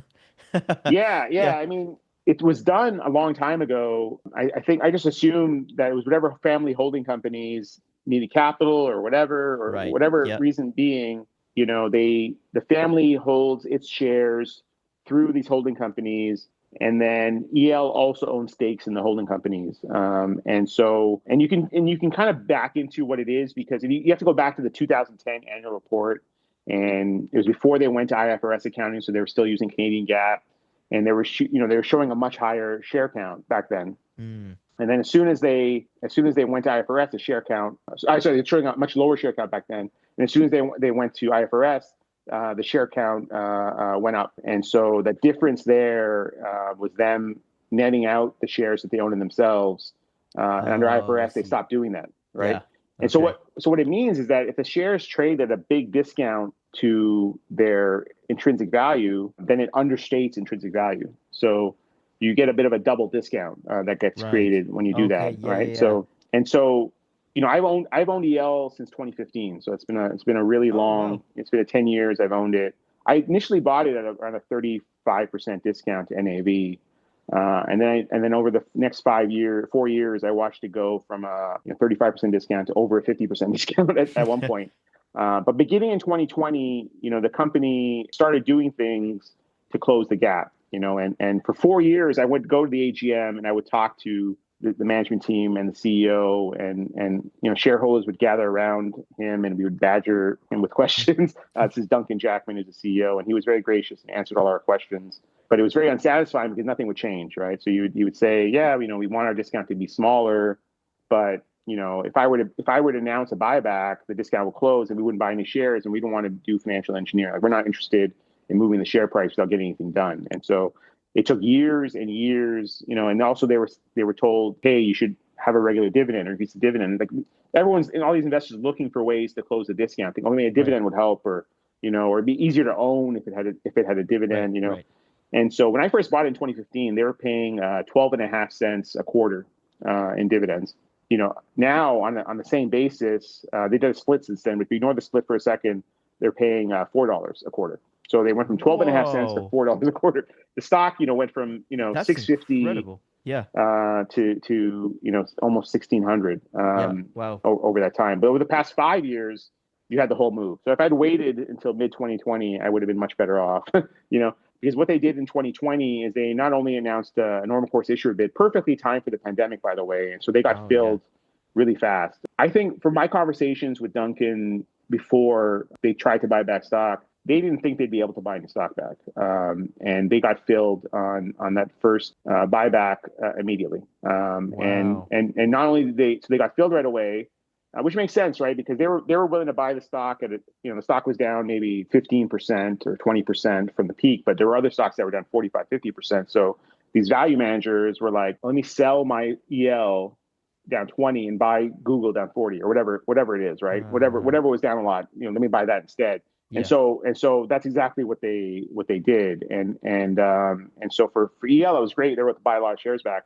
Then they did something even brilliant again. They issued 30-year bonds at 4%, Canadian 4%, in the middle of this in like the June of the or July of the pandemic year 2020, and they took that money and did a substantial issuer bid. So they did a tender for their own Oh. shares, Oh, wow. and Okay. they got filled on that. Since then, they did two more tenders. They paid, Wow.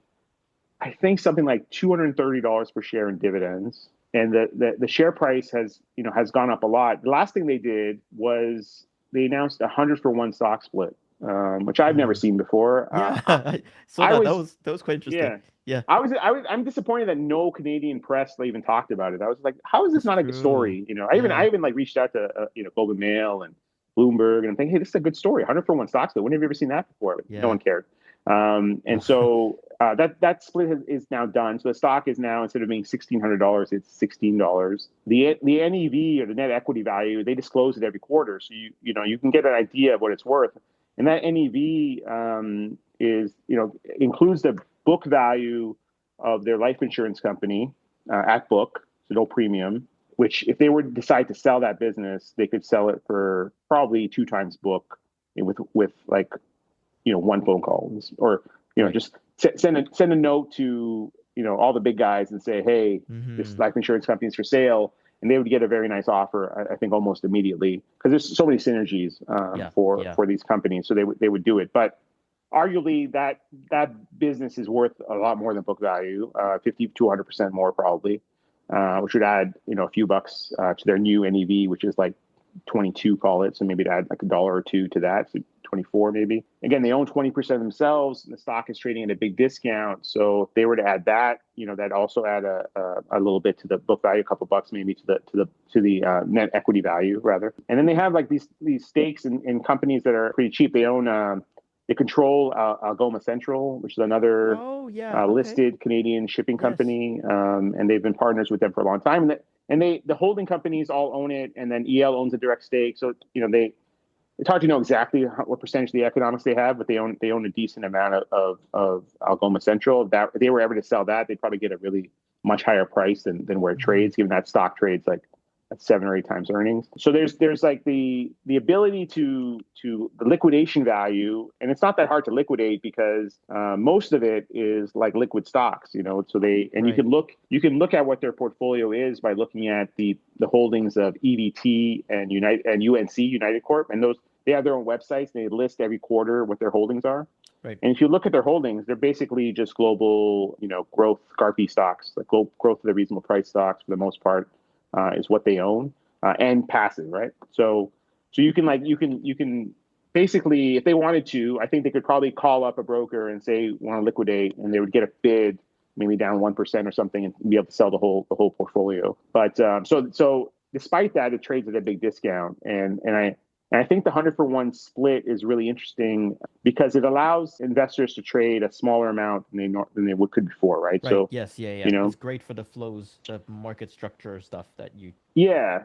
So if you're trading 100 shares previously, that was like $160,000, right? Oh so God. now you can really like bring down the number of participants can increase in the shares, and we've seen the liquidity. It's not that different than it was before, but it looks a lot different because now 1,000 shares is 100,000 shares, right? So it's much more meaningful in terms of liquidity. And if liquidity would ever get high enough and the float cap get big enough, then it would also be potentially go into the TSX composite. So that's another.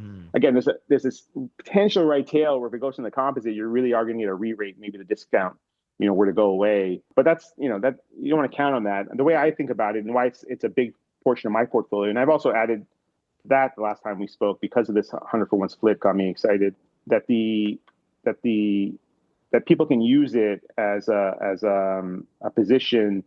Instead of buying an ETF, they can buy EL. You get similar exposure, get it at a big discount. You get some cheap leverage. You have a lot more shares invested. Not only do they have some like financial leverage and leverage through preferreds, but you also have a giant deferred tax asset, right? And so, or liability. And so the amount of assets that are actually working for you are much more than what you're buying, right? So even though you're buying, theoretically $22 per share worth of NAV, if you make up our adjustments, you're buying $26 worth, but then it's also levered.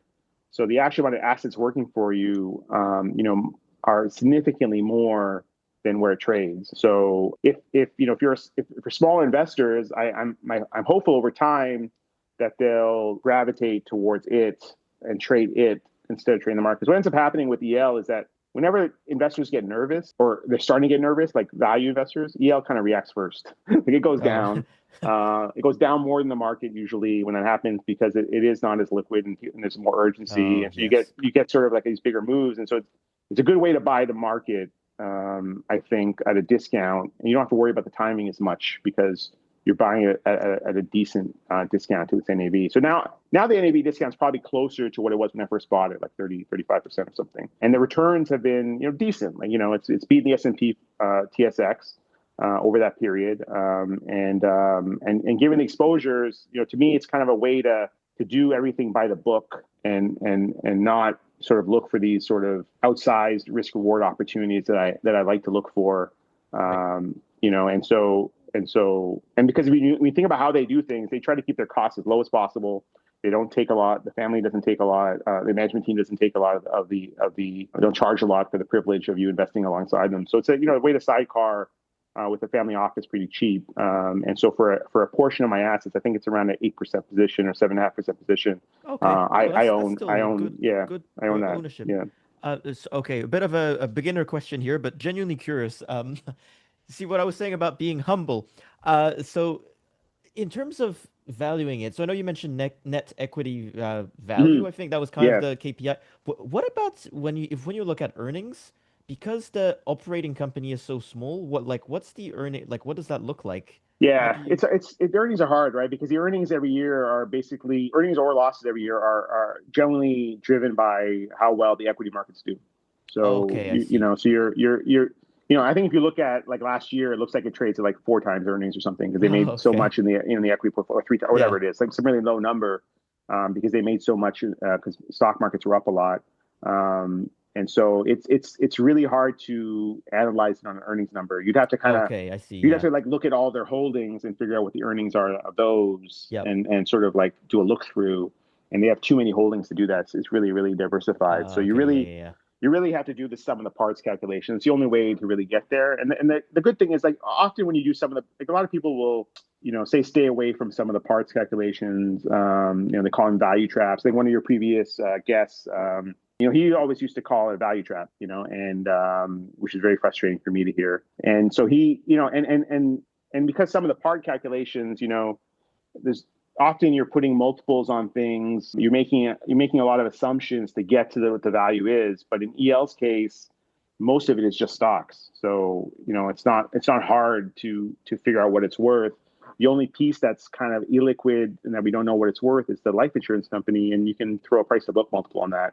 And you can say, it's 1 times is the right number. Or if you want to, you could throw a PE on that business. That business has an ROE generally between 10 and 15%. Okay, that's pretty good. It's quite volatile ROE, I think, compared to most life insurance companies. But I think it's probably because of how they do their accounting. They don't care as much. But they've set up that business to pay dividends up to the parent, right? So every quarter, some money goes up from Empire Life into the parent, and the parent can decide what they do with that. And for now, it seems like they're passing some of that on through dividends. It's only like a 1% dividend yield, despite all the dividend increases we talked about. Because Yeah. that $4 is now 4 cents a share every quarter, so Right. it's 16 cents on a $16 stock. But I imagine that they're going to keep increasing the dividend, and that's how they think they'll get one of the ways that they'll get more liquidity and a smaller discount to the net equity value, which is their goal. When I talked to Duncan about what an appropriate discount was, he seems to think around like a 20%. It's kind of getting close to what an appropriate discount is, and so we'll see, where it gets. The thing is, they bought back half of the float since and the float calculations kind of changed because for technical reasons, but effectively, at the time when they started, there were maybe 1 million shares kind of available freely, and they bought back about half of them. Wow, that's And now impressive. that million is now 100 million, so 50 million. Yeah. I mean, like, Yeah. but you get my point. Yes. So yeah. I mean, So look, they, as yeah, long as they keep buying back stock, like if they continue doing that, and if they keep hiking that yeah, dividend, that's the way to go. yeah, And I'd say too, even if you mentioned the dividend yield is so low, I mean, as long if they can grow it, let's say 15% annually, yeah. that's still amazing, regardless of how low the Yeah, yield is, and right? they've I'll been take that. supplementing. They've been supplementing with special dividends, right? So Oh, okay, yeah. they paid just before they did the 100-for-1 stock split. They also paid $150 special dividend. Oh, So okay, which is yeah. now dollar 50. So they paid out a decent chunk, and I think effectively they were kind of making a call and sold some stocks and paid out a dividend. And I don't know what their appetite is for more special dividends or more buybacks. I think once the float gets to a certain size, maybe it doesn't help to keep the buying going, or if the discount gets smaller, maybe it doesn't make as much sense to keep the buybacks going. But I think you, with the extra liquidity and it more attractive, the discount maybe doesn't have to be 35% or 50%. Maybe it can be at 20% or something like that. And as long as you're happy owning effectively a global equity portfolio at a discount with some cheap leverage, it's a pretty attractive thing for someone who's thinking very long term. You Right. know. Yeah. Yeah. Okay, no, that's a very, very interesting and interesting opportunity. I think to date, you're the only person in on FinTwit who I know has really been talking about this as much. Yeah, you have Yeah. a knack There's for finding these interesting companies. there's a guy. There's a guy named, I think. I think his name's Andrew Brown. He's an Australian investor who has a fund called E72, I believe. He did a write up on EL before. Oh, okay. He's a shareholder. There's been a few recently. There's a VIC write up on it, Value Investors Club, which if you register for, you can go and look at. So there's some people who have started to pay attention to it.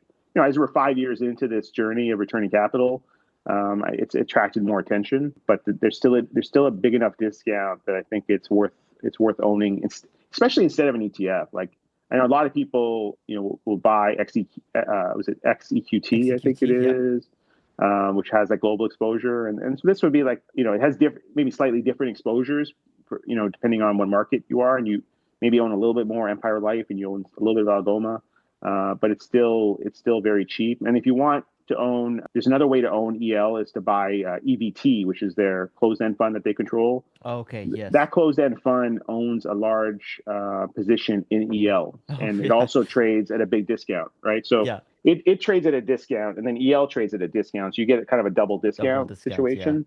So that's another Yeah. way to own it. And that stock, they also did a 10-for-1 share split there, and it trades for $20 now. So they're all the component, and United Corp, which is their other closed-end fund, they also doing a 10-for-1 split there. So Yeah. that will come back. So all of these stocks are going to be trading in their kind of teens to low 20s, very accessible for the average investor. So that's my Last hope, is that some of these guys, that last people quick buy it. question just on this one Mhm. as well.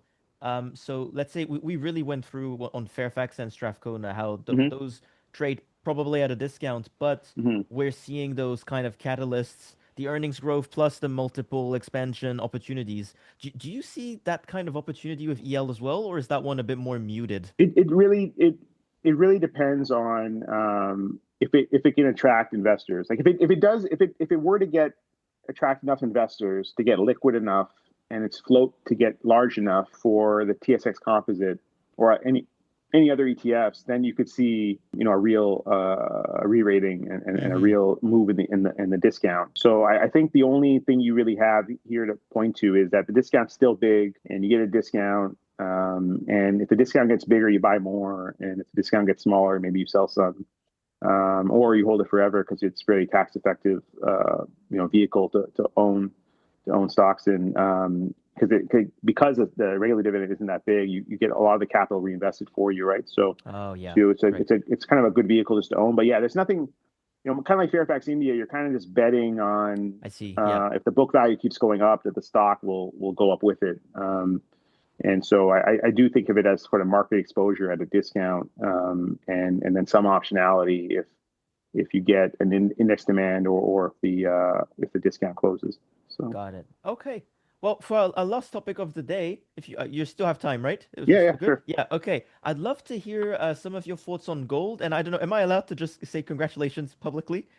Yeah, for sure, of Yes, course. okay. I just want to say Yeah. congratulations, Thank you. newest member of the board of directors of Mako Mining. That's just very exciting. When I saw the news announced, I was just cheering you on. So that's awesome. So congrats on that. Thank you. Yeah, when we talked about doing this podcast, I think it was about a month ago.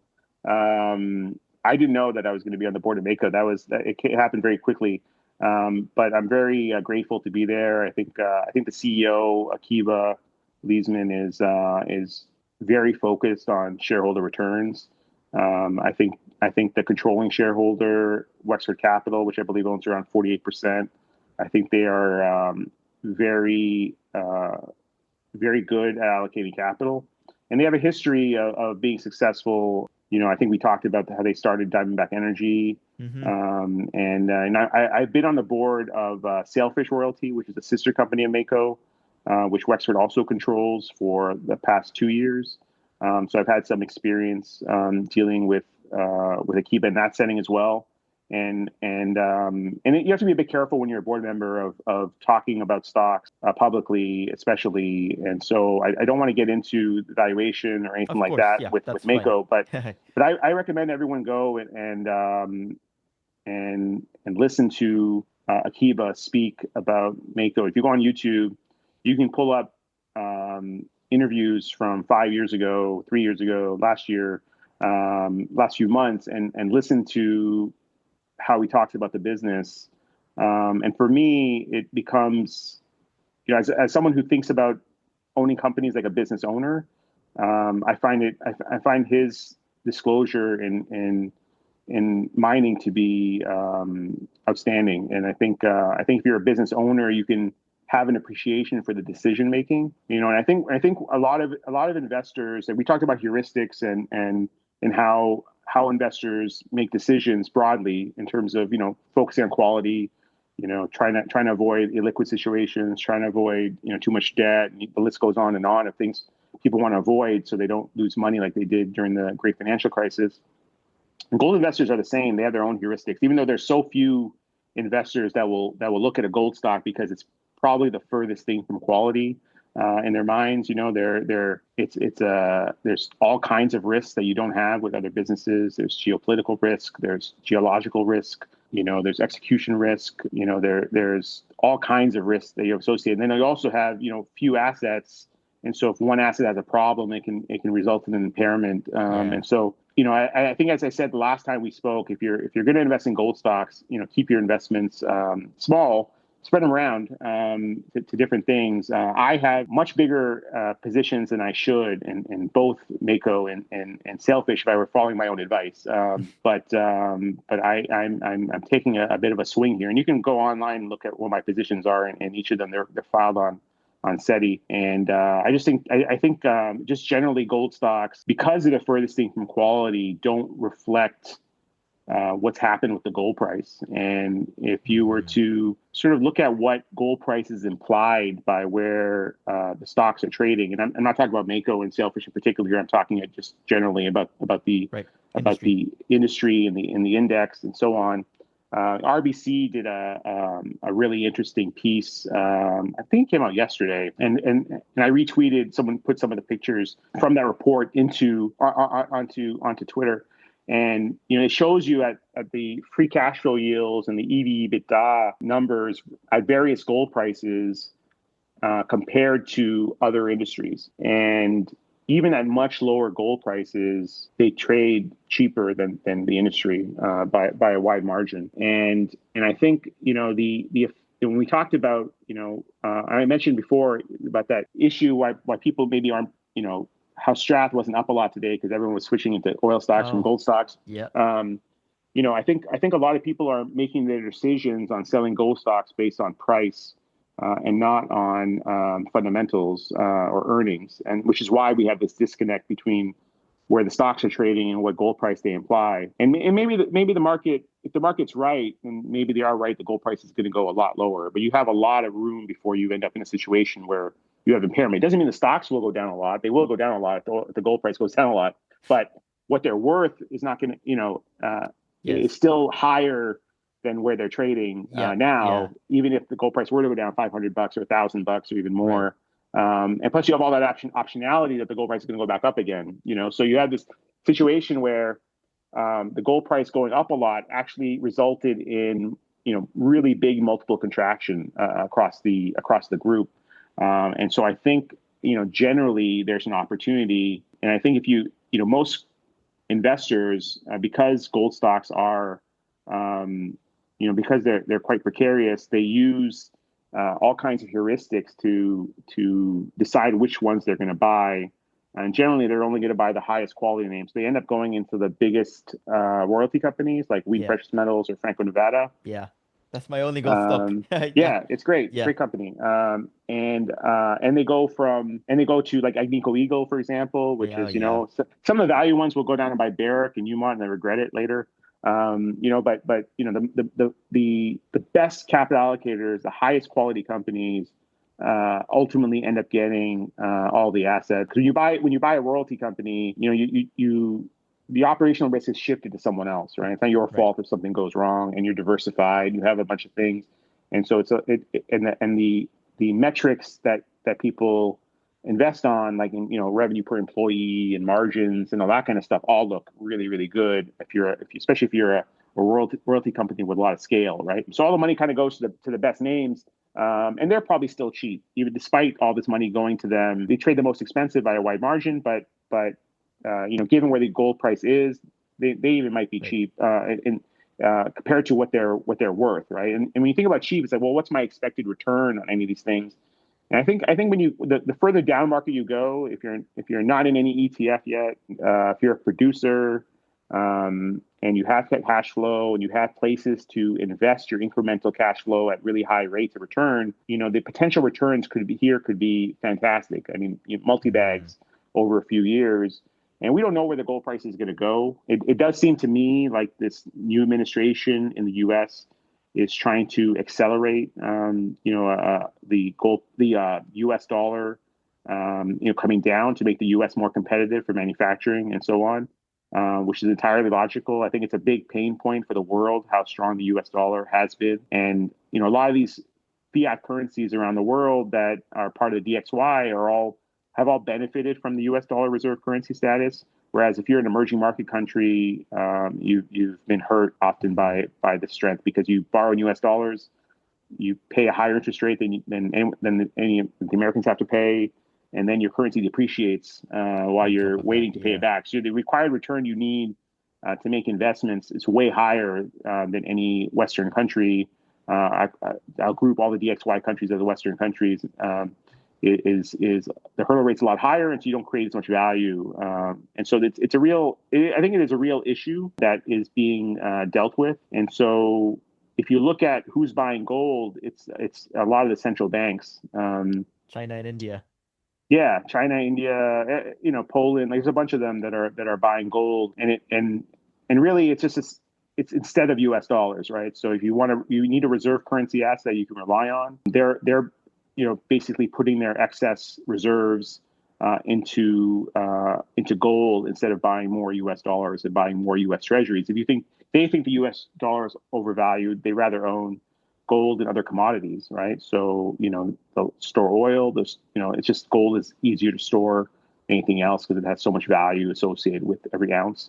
So you can store a lot of it, and it doesn't take up a lot of space, and it's not that expensive to store either. So it seems like the flows for gold are constructive and will continue.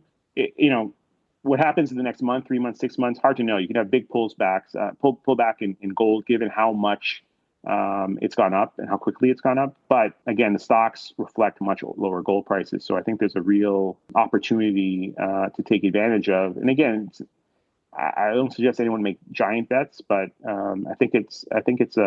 it should be part of a portfolio.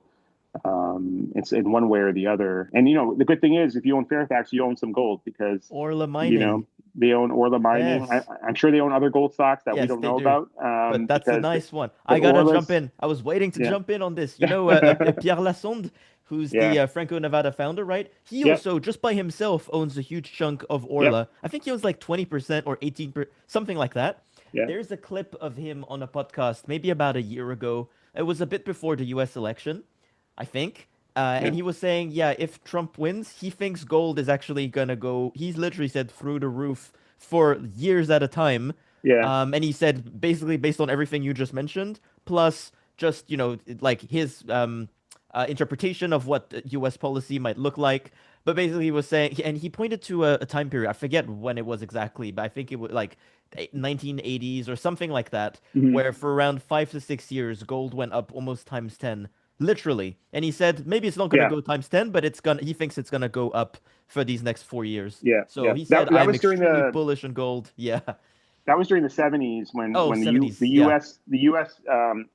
you used to be able to exchange your US dollars and get some gold back. Mm-hmm. And so what everyone was doing, not everyone, but I think it was some European countries, they were taking advantage of that window, and they would exchange their dollars for gold. And eventually the US said, we're not giving you any more gold. Like, we're done. Oh, And they yeah. took the dollar off the gold standard, and that Oh, yes, caused, that. Okay, yes. yeah, and that caused gold to rally significantly. And then, oil prices went up a lot. And there's a lot of inflation, because when you're current when the if the U.S. dollar is too strong, effectively, it means that commodities prices are too low, right? So if you're the seller of the commodity, you're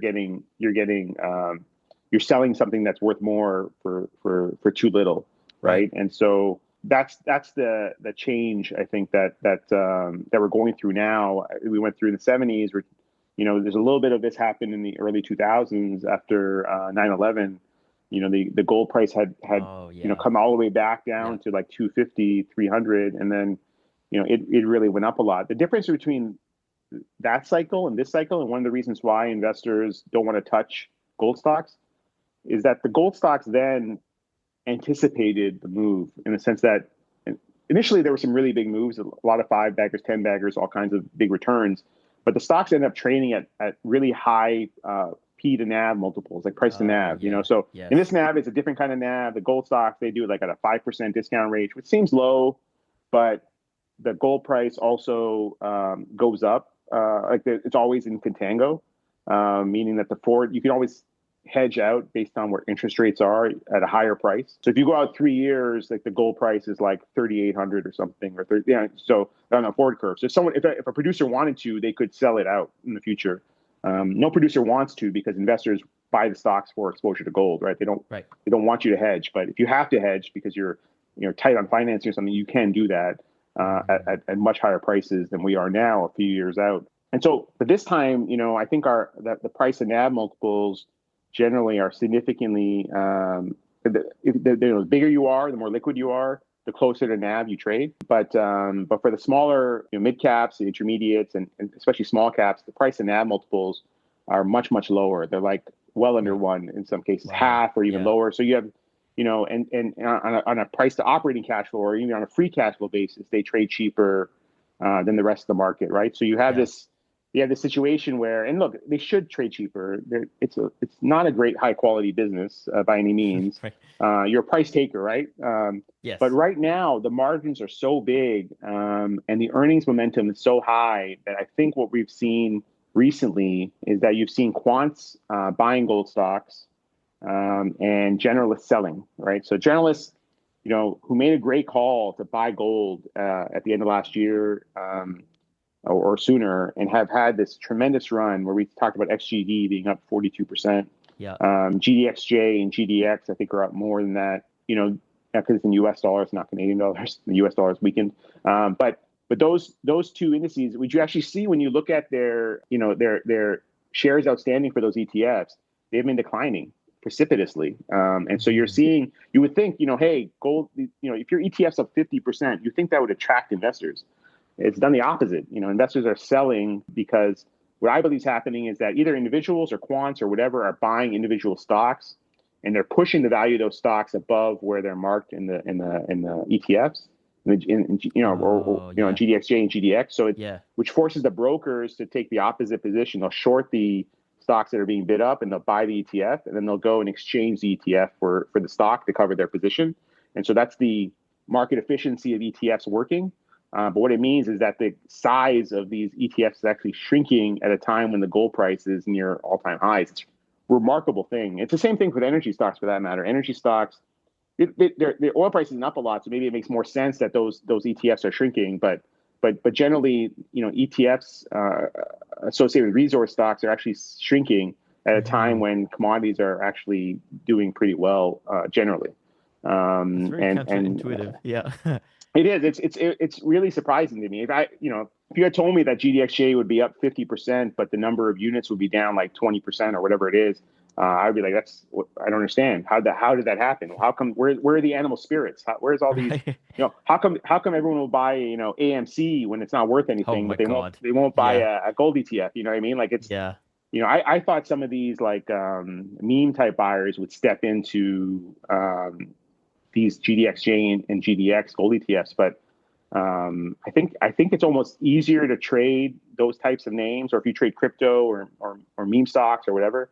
I think it's almost easier because there is no value associated with them, so you Yes, don't have anything to measure it against, right? that's So there's true. no, it's kind of like it's just psychology taking over. Yeah. Whereas whereas with gold, I think they're really interesting because they're actually generating real returns right now, and we'll see what happens with the industry over time. We've seen a lot of consolidation. I expect that we're going to see more consolidation over time, and a lot of investors. Again, we talked about heuristics for gold investors. They really avoid stocks that have certain characteristics, even if you're inside. So if there's like a large shareholder, they don't like that. They Right. X out. If it has too much debt, they don't like that. If it's got one single mine, it doesn't have multiple mines, they don't like that because it's not diversified. If they, so instead of adjusting their sizing, they just eliminate it as a possibility. So I think when you're looking for opportunities, adjust your sizing and just try to find the things where you think you have a good management team that's aligned with you. Maybe you have some company like Pierre Lassonde or Prem with you to give you a little more confidence that's going to work. I think it's I think Orla is another example of Prem finding really good partners. Yeah. And I understand him and Pierre are personal friends. Yeah. And so he's involved in a couple of different stories that Pierre is involved in Their on returns behalf have of been Fairfax. exceptional on Orla. It's been Yeah, incredible. yeah, I remember yeah, seeing it, I guess a year ago when they were talking about it, and I was like, oh wow, this looks great. And I was like thinking, should I invest? And I thought, no, it's gone up so much. And yeah. then it went up the same amount since then. And So I was so like, oh my God. Yeah, they so to did bring this very well. back to market structure for a second, something that I understand that Prem did, which I think shows an understanding of market structure, but also shows him being a good partner, is that he bought the like 19.9% or whatever it was, a high percentage of Orla in the open market. So, so Mm, it's real demand for shares that got the valuation to a level where they could do a convertible bond issue in order to buy an asset from Newmont called Musselwhite, hmm. which was perfectly timed when the gold price was going up a lot. And so they, because of that, the stock is much cheaper than it was if they hadn't done that. Right. So basically by providing the demand in the market, it helped the valuation enough to issue equity or issue converts, which are equity and bond Right. related, but at a price where they didn't mind issuing equity Yeah, where it was worth it to because of do it. how accretive the deal is. Yeah, and that structure is also really helpful for Fairfax because they earn a return on the convert. I don't think they expected the convert and the warrants they got with the convert to be in the money within a couple months of doing the deal. That's the remarkable thing, is that the stock flew through the strike prices on the conversion price and the warrant strike price, so that now they basically control 100 million shares. So every US dollar the stock goes up, Fairfax makes almost $5 a share pre-tax, and so it's a pretty remarkable thing that they've done. And I think again, it's an understanding of market structure and being a good partner. Because most institutions, and look at the case with Strath, right? No one wants to buy Strathcona in the market because it's not that liquid, because they don't want to send the shares higher. But it's like, well, if you do that, you're going to get a great price, and then all the buyers are going to come in after you and take it to an even higher Right. price, right? So Yes. Yeah, so yeah, it's yeah. just changing the framing. It's like, yeah, the liquidity thing is important, but being a shareholder or being a supportive shareholder and buying stock at a good price maybe is more important than making sure that you don't impact the price of what you're buying. Yeah. And it's really interesting to see all the different ways all of these really smart guys are taking advantage of the market structure. Yeah. I think it's a big opportunity, and I don't think most people pay attention to it. No, guaranteed no one pays Yeah. attention. Like I know at least in the in the finance space, just online in our little community, I see so little of that talked about. Just the opportunities presented by, like you said, taking advantage of these market structures Hmm. to do all these value accretive things.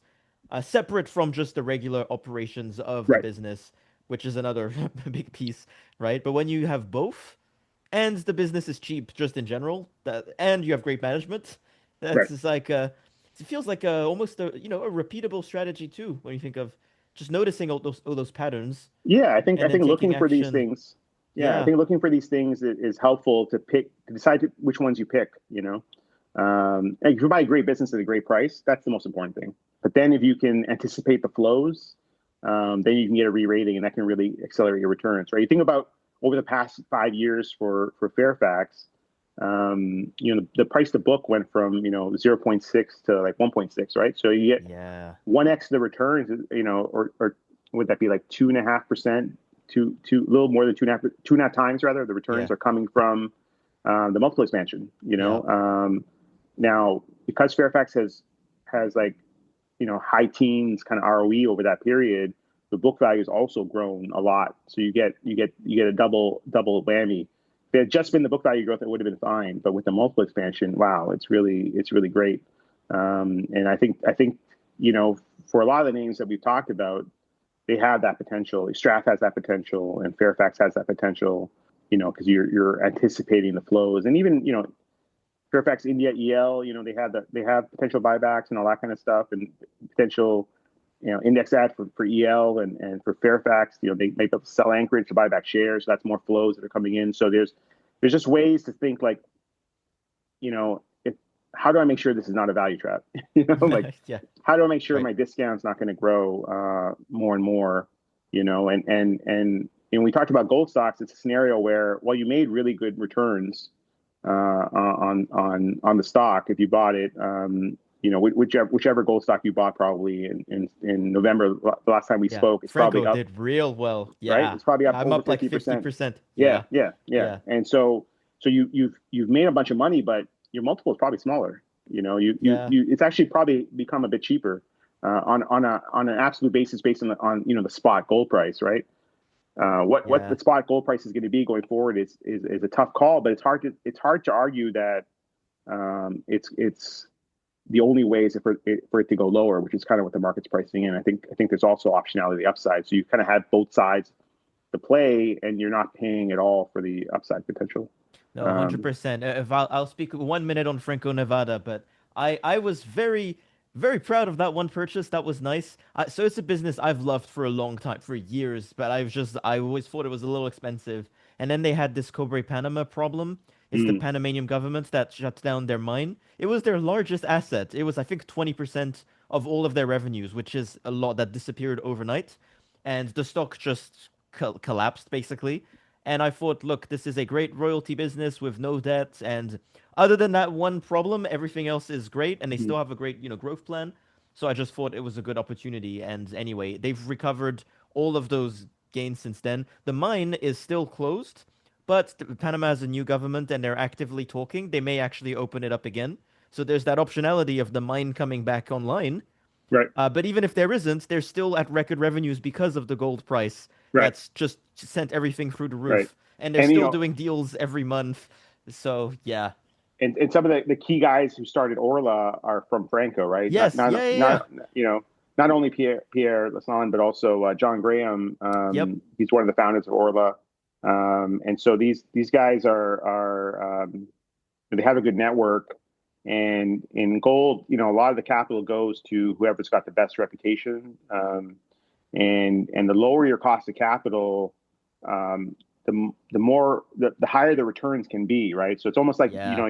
you don't want to buy an expensive stock, but a stock that's expensive that can do deals, Yep. because gold, energy, they are M&A businesses, resource companies, because you have a declining reserve life, right? You're producing assets, you need to replace them, so you're constantly doing deals. And so the more expensive your stock is, i.e., the lower your cost of capital is, the more accretive every transaction can be. Right. Yeah. So it's the dream of every good capital allocator to get a really low cost of capital, which is really exciting if that happens for Strath. Really exciting if that happens for Fairfax. Fairfax bought a lot of their insurance companies when they were issuing stock, 3 to 6 times book value in the late '90s, and they bought they Right. bought they Yes. bought they bought really poor, I should say poor quality insurance companies. They bought insurance companies that had a lot of losses at the time, but Turnaround plays. Yeah. right, and because they were paying um, with expensive stock, it really justified buying something that might lose money for a couple of years in order to get the float and get the Right. ability, get that business that's a float generating business inside the company. And so, yeah, you if you give great capital allocators a low cost of capital, you're more likely to win. Which is why, like, even when these stocks re-rate, whichever they may be, it's going to be hard to sell them, because they might actually generate some really good returns when they get more expensive. Yeah. And so that's the fun part with partnering with really good capital allocators, and something I haven't done a good job of that in my career as an investor. And so I'm trying to adopt some of these things that a lot of these growthy heuristic investors who only buy quality companies, they do it. And so I'm trying to apply that to these companies that don't screen well but are really high quality, really good capital allocators. Yeah, no, I love that. Hey, every conversation with you is an amazing lesson for me. I'm so glad to have got the chance to chat with you. Do you have anything else, or I think that's more or less what we wanted to chat about, right? Yeah, I think Yeah, that's great. Yeah, thank you so yeah. much. And again, Anthony, you're such a great host, and you Ah, ask great questions, and it's easy to talk to you. And I hope this podcast keeps growing, and I'm always happy to come back if you'll have me. appreciate it. I'll absolutely love to book another one again. We should make this a regular thing. Every now and then, when there are new updates, we just catch up and chat on all these things. I'm sure there will be lots of new developments. Next time we chat, Strathcona will be twice as big. Let's hope so. Let's Yeah. hope so. I think that's good for everyone, including Meg shareholders, Yes. whether they believe it yet or not. So, That's right. Awesome. Well, Asheef, thank you so much. Awesome having you back on the Newcomer Investor Show. And thank you to everybody for listening. As always, make sure to follow Asheef. I'll add all your social medias and all your links. And yeah, amazing recording. Thanks so much. All right, so we're back. It is now July 14th, and it's kind of an unforeseen circumstance, but we are recording a little extra segment because on the day of recording, I forget what day that was, July um, 8th. July 8th, we had the great Adam Waterous was on Amber Kenworth's show, and he said a lot of things that made some big news. So we're back to rediscuss Strathcona. Asheef, thank you so much for being back and for your flexibility and happiness to be back. And yeah, excited to hear you analyze those news and present them for our listeners. Yeah, no problem. Thank you. Thanks for having me back, and thanks for letting me add this a little bit because I think it's relevant to investors who were looking if they are taking a look at Strathcona after we spoke. The stock is up about 10%, and the reason being, as you said, Adam went on Amber's podcast and dropped some news and said that if in the and what I think is the unlikely scenario, they are unsuccessful acquiring MEG, they will pursue a $10 special dividend. And Incredible. I think when investors heard that, a lot of investors could, because they haven't spent time, going into the valuation of Strathcona, they've kind of just dismissed it because of its lack of liquidity and sort of lack of public track record and so on, not being in the benchmark, that they were surprised that Strathcona would be able to pay a $10 special dividend and still only be, and this is the kicker, at 1 times net debt to EBITDA. So by Wow. no means, an extended balance sheet in that scenario. And 1 times is kind of the heuristic that analysts and investors use, where they want net debt to EBITDA to be that or less because they do not want to be exposed to a deep cyclical downturn that results in an impairment, right? So Right. they want to be able to survive the volatility in oil prices, and that's something, if you go listen to Adam speak, especially at the Investor Day. The first 45 minutes of the Investor Day presentation is a must listen, I believe, if you want to understand, how Adam thinks, and how Waters is approaching the energy business. And he says there, the how you can tell quality is, how high your margins are, right? So your ability to Right. survive, low oil prices, and they have that. They have the same margins as MEG does, and MEG is considered to be a very high quality producer as well. And so they're able to pay out this special dividend because they had proceeds from selling their Montney business, which was disclosed, I believe, on May 13th, a few days before they initiated their bid for MEG. And before maybe investors had a chance to totally appreciate what they had done by selling the natural gas business, they announced the mega offer. So I think there's to understand how they're able to do this, one has to look back at the sale of the Montney business.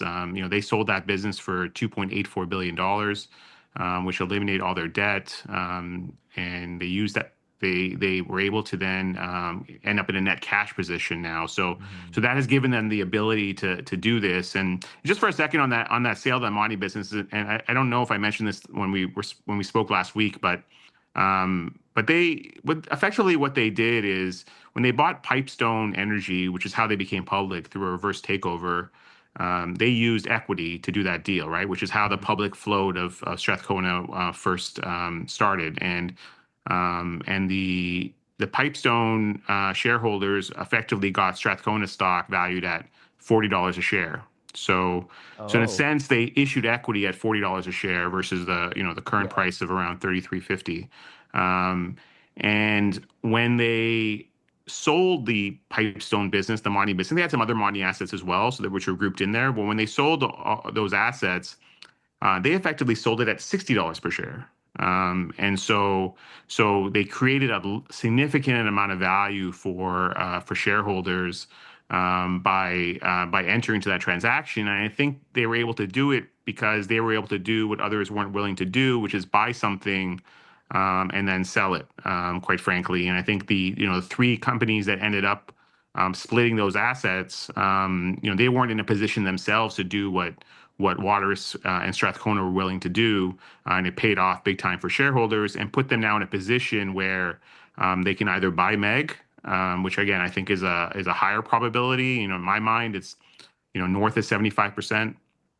Okay, well, I like to hear it. And which in my opinion, and obviously I'm known for being optimistic. I think for the most part, at least to my peers and to my friends who I invest, who I talk to all the time about investing. But Adam's never failed in a as far as I know, in a hostile or let's say unwelcome takeover bid. Right. In the past, and he's done it a few times with Strathcona already. And I think the chances are he's going to be successful again, especially as people appreciate the argument that he's making. And we still have, almost 2 months, or almost exactly 2 months left to the expiry of the MEG offer, which expires on September 15th. So there's still time to educate, and there's still time to get investors on board. Now, the reaction from investors, especially from MEG investors, about the special dividend announcement was, in their minds, they don't think it's real. They don't think that Strathcona would actually do that if they are unsuccessful with MEG. And again, I think that's a mistake to question Adam, because he generally says exactly or what he says he does, what he says he will do, he does.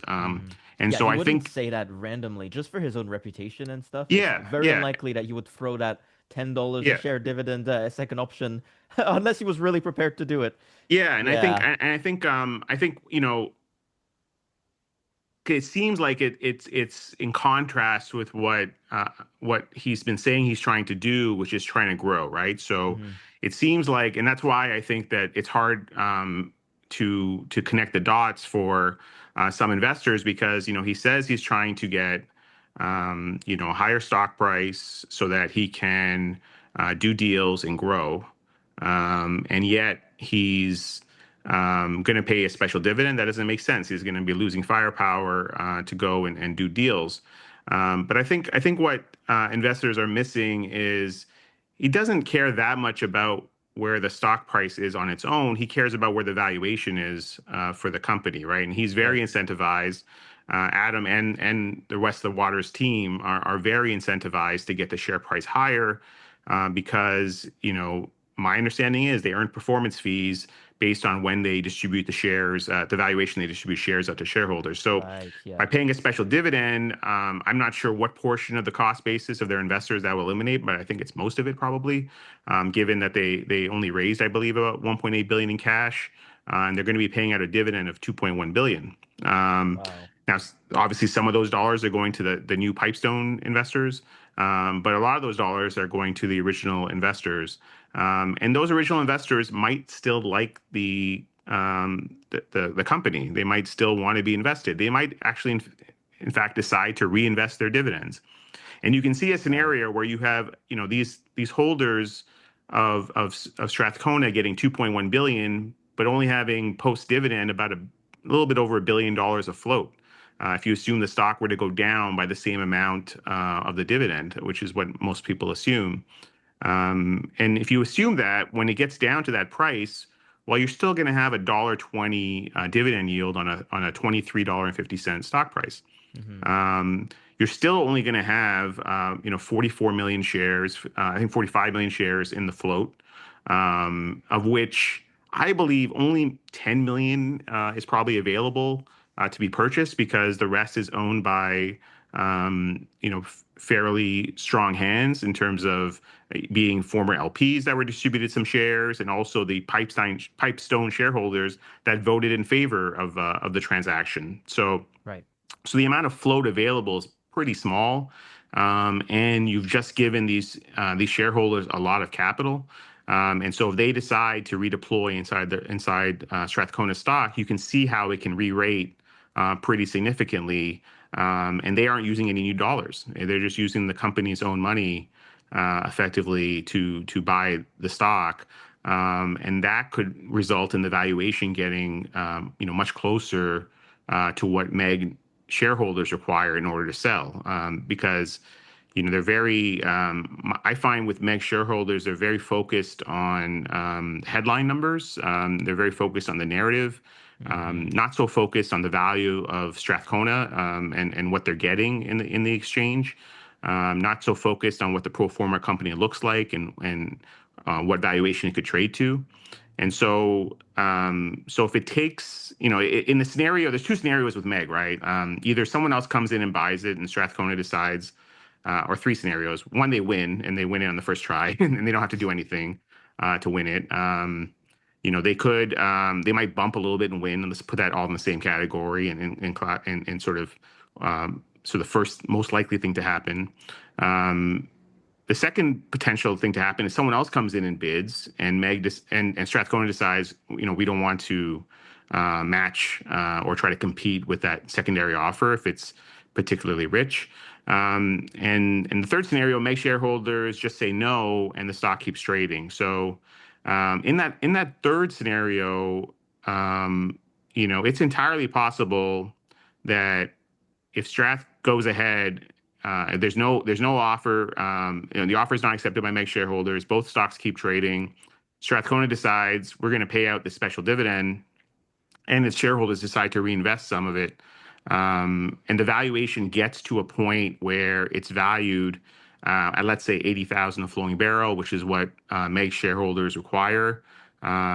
Which means if you back into that, assuming that there'll be about $1.5 billion of debt, or a little bit more of debt on Strathcona, it works out to about a $38 price for Strathcona post paying a $10 dividend. Right. And then they could offer, a higher ratio of shares to MEG shareholders. And because they'll be trading at that valuation, they'll be able to pay, more of the transaction, maybe all of it in stock. And so, let's say they are willing to pay, the same valuation. It works out to about 0.75 shares of Strathcona for every share of MEG at that price. And so MEG shareholders then will get their premium that they sorely deserve. Effectively,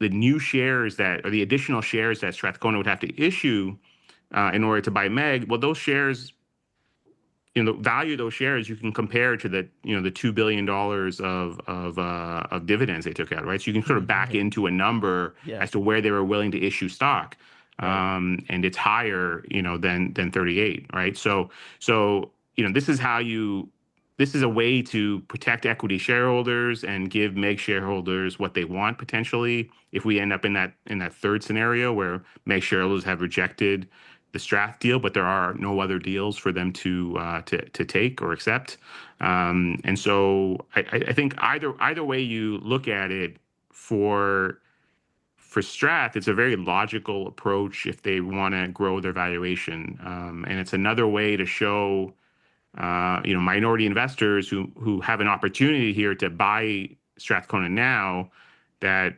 they're not messing around, that they're serious about creating value, that they really want to increase the multiple in the stock. That's important, and that's something that MEG is not trying to do, right? So MEG is sort of comfortable, and a lot of the shareholders are very comfortable just clipping coupons and yeah, and paying down debt and buying back stock. And it's fine. It's a fine strategy. It's just not. It doesn't have the kind of right tails that Strathcona brings to the table, where they can not only grow organically, they can grow through acquisition, and they can do it cheaper, and therefore increase the returns ultimately for MEG shareholders. So I thought this was a just so interesting case study of how. Adam and the Waters team think, and it's my a lot of this is my interpretation of what the the Strathcona minority shareholders will do with all that stock, all that cash if they do get it, but really it did highlight how cheap Strathcona was, that they're able to do this and still not be very levered after they're done. It just shows you the overall, cheapness of Strath, and I think that message was received, by the market a little bit slower than I would have thought, Yeah, but it right. was received. Yeah. But it was, yeah, right after we did our episode on, I think you said so, July 8th, right? Mhm. I went and listened to that episode with Amber Kenmore, and I was like, oh my God, we missed those big news while we were recording, but that's fine.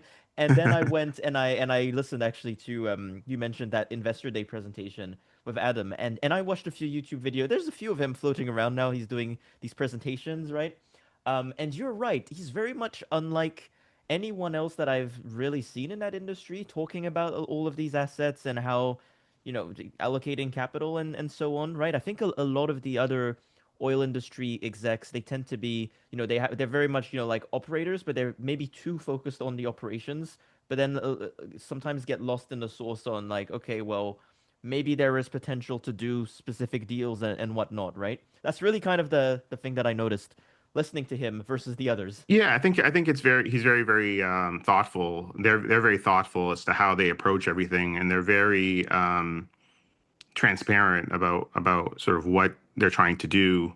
As you know, Yes, yeah. as Adam said on Amber's podcast, like we thought we'd have a lot more competition, but so far Right. no Yeah. one has stepped up, right? So, Yeah. and it's logical that no one has when you think about the constraints that everyone else has, right? So, Hmm. you know, Adam's trying to do something with Strathcona and the Waters Energy Funds that others aren't able to do because of their own constraints, whether it be and mostly it's their shareholders and the boards and the management teams, where they often don't have a lot of equity interest in the business, and they are sort of earning off of the business. So Right. they don't want to offend anyone or hurt anyone's feelings about how they think that their capital should be treated. And when you think about in resource markets, ever since the great financial crisis, all the investors that still kind of stuck around and kept investing in the sectors, which have shrunk significantly, they want capital return. Like that's what their focus is. It's Yeah. capital return, capital return, capital return. And in that way, Strathcona is not that different, right? They're talking about capital return. They've introduced a regular dividend. They've increased it twice. In that Investor Day presentation at the time, they talked about paying the entire share price in dividends by the time we got to the end of their 6-year Yes. forecast Yeah. period. So I saw that. so they're very happy, I believe, to return capital, but they want to issue equity at valuations that make sense, where they can create value. And so that's one of these situations with MEG.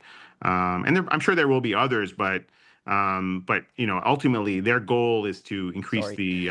the valuation ultimately, right? So that's what they're trying to do, and this, I believe, is a very effective strategy. And it does highlight the value, and hopefully enough, when we addressed the institutional shareholders last time, and we said, hey, this is your chance. You have a chance to get in there before this happens. And the case where, Strath's trading or MEG is trading at a negative spread effectively, you can buy Strathcona and sort of make the deal happen for all intents and purposes. If MEG ends up trading at a discount to the Strathcona bid or in line with it, the chances of it closing, go up, right? But there's a lot of news that's going to happen in the next 2 months, I'm sure. But I wanted to come back and talk about that, and I also want to talk about Greenfire a little bit. Unless you Sorry, have more questions on I Strathcona. do. Just one Okay. last on Strathcona, and then let's do Greenfire. Yep. This is a question I know everyone listening is gonna be asking, so I have to be the first to ask you. So as you pointed out, right after these news, the stock went up quite a bit already. Would you Mhm. say it's still an appropriate buy, or would you think it's like now it's not worth it anymore?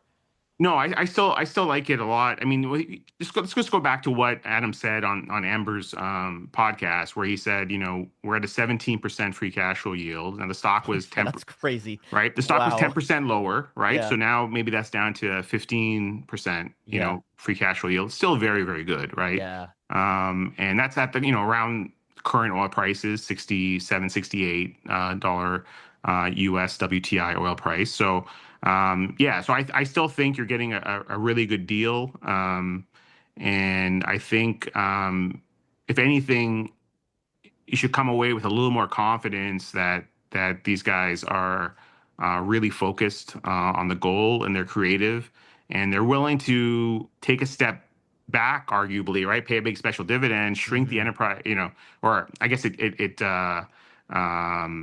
shrinks the enterprise value because you added a bunch of debt, and so you end up sort of getting a bit smaller, but in order to increase the valuation, because ultimately, the valuation is what matters, if you're trying to do acquisitions, right? So how Yeah. do you increase your valuation, if investors aren't willing to spend the time and do the work?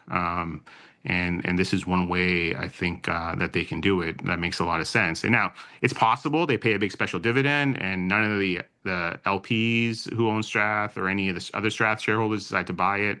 Well, the yield at that point is pretty big. You're over a 5% yield on the regular dividend, and you're trading at over a 20% free cash flow yield in that scenario, which should attract some investors. Yeah. So and one of the reasons why that it's so accretive is because the cost of debt is closer to 6%, and like we said, the free cash flow yield is 15%. So you dent the free cash flow at $68 oil by a little over 10%. So it's not much of an impact, despite paying almost a third of the equity out. Of the equity market cap out. So it's really an arbitrage on financing costs versus the free cash flow yield. Yeah. Um, Super impressive company. We're very excited to keep following these news over the next 2 months and see what happens. Absolutely. Yeah. All right. Let's talk about Greenfire. Yeah. So I mentioned Greenfire has been a terrible investment, and a awful name to bring up the last time we spoke, because it hasn't worked out. And I think as I unpack sort of what happened there, I think I was very excited by Wateris's purchase price. So they bought stock at $8 US, Okay. and I was buying it cheaper than that, and I thought that um, that they would want to take it private at some point, or that they would be able to grow, and that I was we were buying it very cheaply versus where net asset value was.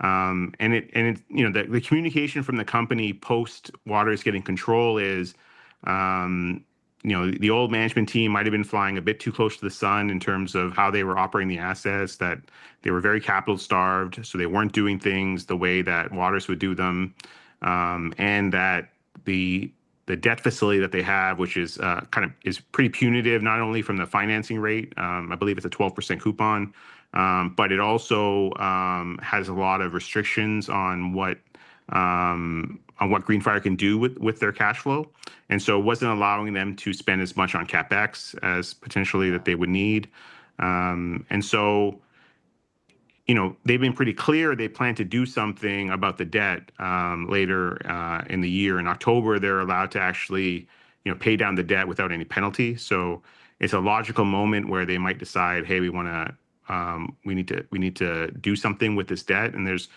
kind of three alternatives that can happen, and I think the scariest one is why the stock is where it is, and that's they could decide, hey, we're going to do a rights issue, and in a rights issue, what happens is every shareholder gets a right or a number of rights for every share that they own, and that allows them to buy shares at a fixed price. And the fixed price has to be a 15% discount to where it's trading, at least. Yeah. And so you end up in a scenario where if you put money up, you might be asked to put more money up. And not only that, you're asked to put more money up on something that you're down on. Yeah. And so that's scary for most investors. They don't want, no one wants a bad mark. No one kind of looks at it as on a look through as a business owner and saying, okay, we're being asked to put some capital in, but it creates a lot of value if we do that, because it allows the company to grow production and have more reliability. So it's a good accretive thing to do, in the sense that it allows you to move forward and increase the cash flow. But it's really painful if you own the stock when it happens. And so for myself, what I've done is my position is smaller than it otherwise would be, because I want to be able to participate if there is a rights issue. But at these prices, like as we get closer to $4 US, which is about half of what they Oh, paid, wow. Yeah. I think it's still pretty interesting, and so I would myself, I'm considering adding more if we get down a little bit more and I have some capital to spare. But that's kind of what's happened with Greenfire. So I think there's still a lot of value here, and if they don't do the rights issue, there's the two other possibilities are. Waterous 3, which is the 57% shareholder, which, by the way, is also subscribing to the subscription receipts for part of the Strathcona MEG deal. That fund could decide to acquire the rest of Greenfire for cash. That's one possibility they could do. The third possibility, and the one I like the most, is Strathcona buys Greenfire as well. Ideally, I think it's super interesting to do it now, even before the MEG deal closes, because it's really accretive to Strathcona, depending on the terms. It's just hard to get any terms at anywhere close to the current price that aren't accretive because of the discount that it trades to on NAV. And it also gives Strathcona rather an opportunity to get listed on the New York Stock Exchange. They can take the NYSE listing probably from Greenfire, which would make it much more attractive. So I can see how Greenfire really fits into Strathcona. And if you're trying to sell to MEG shareholders, you're like, well, look, we haven't, Greenfire is not with Strathcona yet, but Waterous controls it. And so if they decide they want to sell it to Strath, or the new Strath post deal where it's Strath and MEG together, well, it's going to be accretive to NAV, which is important. It's going to be accretive to cash flow. It's going to be accretive to growth because it's not that big a capital ask at Greenfire to go from sort of the 15 to 18,000 barrels a day they are now to 30,000 barrels a day. So it adds a lot of value for everyone, and the financing costs inside Strath are half of what they are inside Greenfire. So you can create a lot of value for all three sets of shareholders by doing that. And I for one, as a Greenfire shareholder, at the right price, at the right exchange ratio, will happily accept Strath shares. They're also, the combined company would also be way more liquid. So if you're a Greenfire shareholder who wants to exit, you can. It increases the float again, which is helpful for index ads for Strath and MEG, because Greenfire is also too small to be in any benchmark. So there's a lot of sort of pluses to combining these, and I think that's where we end up. I just don't know if if they're going to go a different route and do a rights issue instead, and then try to consolidate it later at some later point. But I think with Greenfire, once the debt is handled and sort of the capital plan is sort of better understood, I think that will take off a lot of the risk that's currently being associated with the company, and a big reason why it's trading, where it's trading. I should also say the oil price, I believe was higher back then and has come down a bit, and then the oil price has bounced off the lows, but Greenfire really hasn't, because as I said, I don't think there are a lot of investors who want to be holding it if there is in fact a rights issue.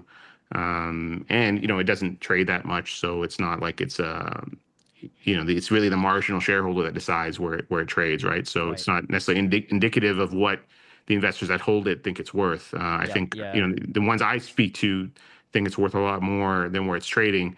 It's just there's no rush to buy it right now.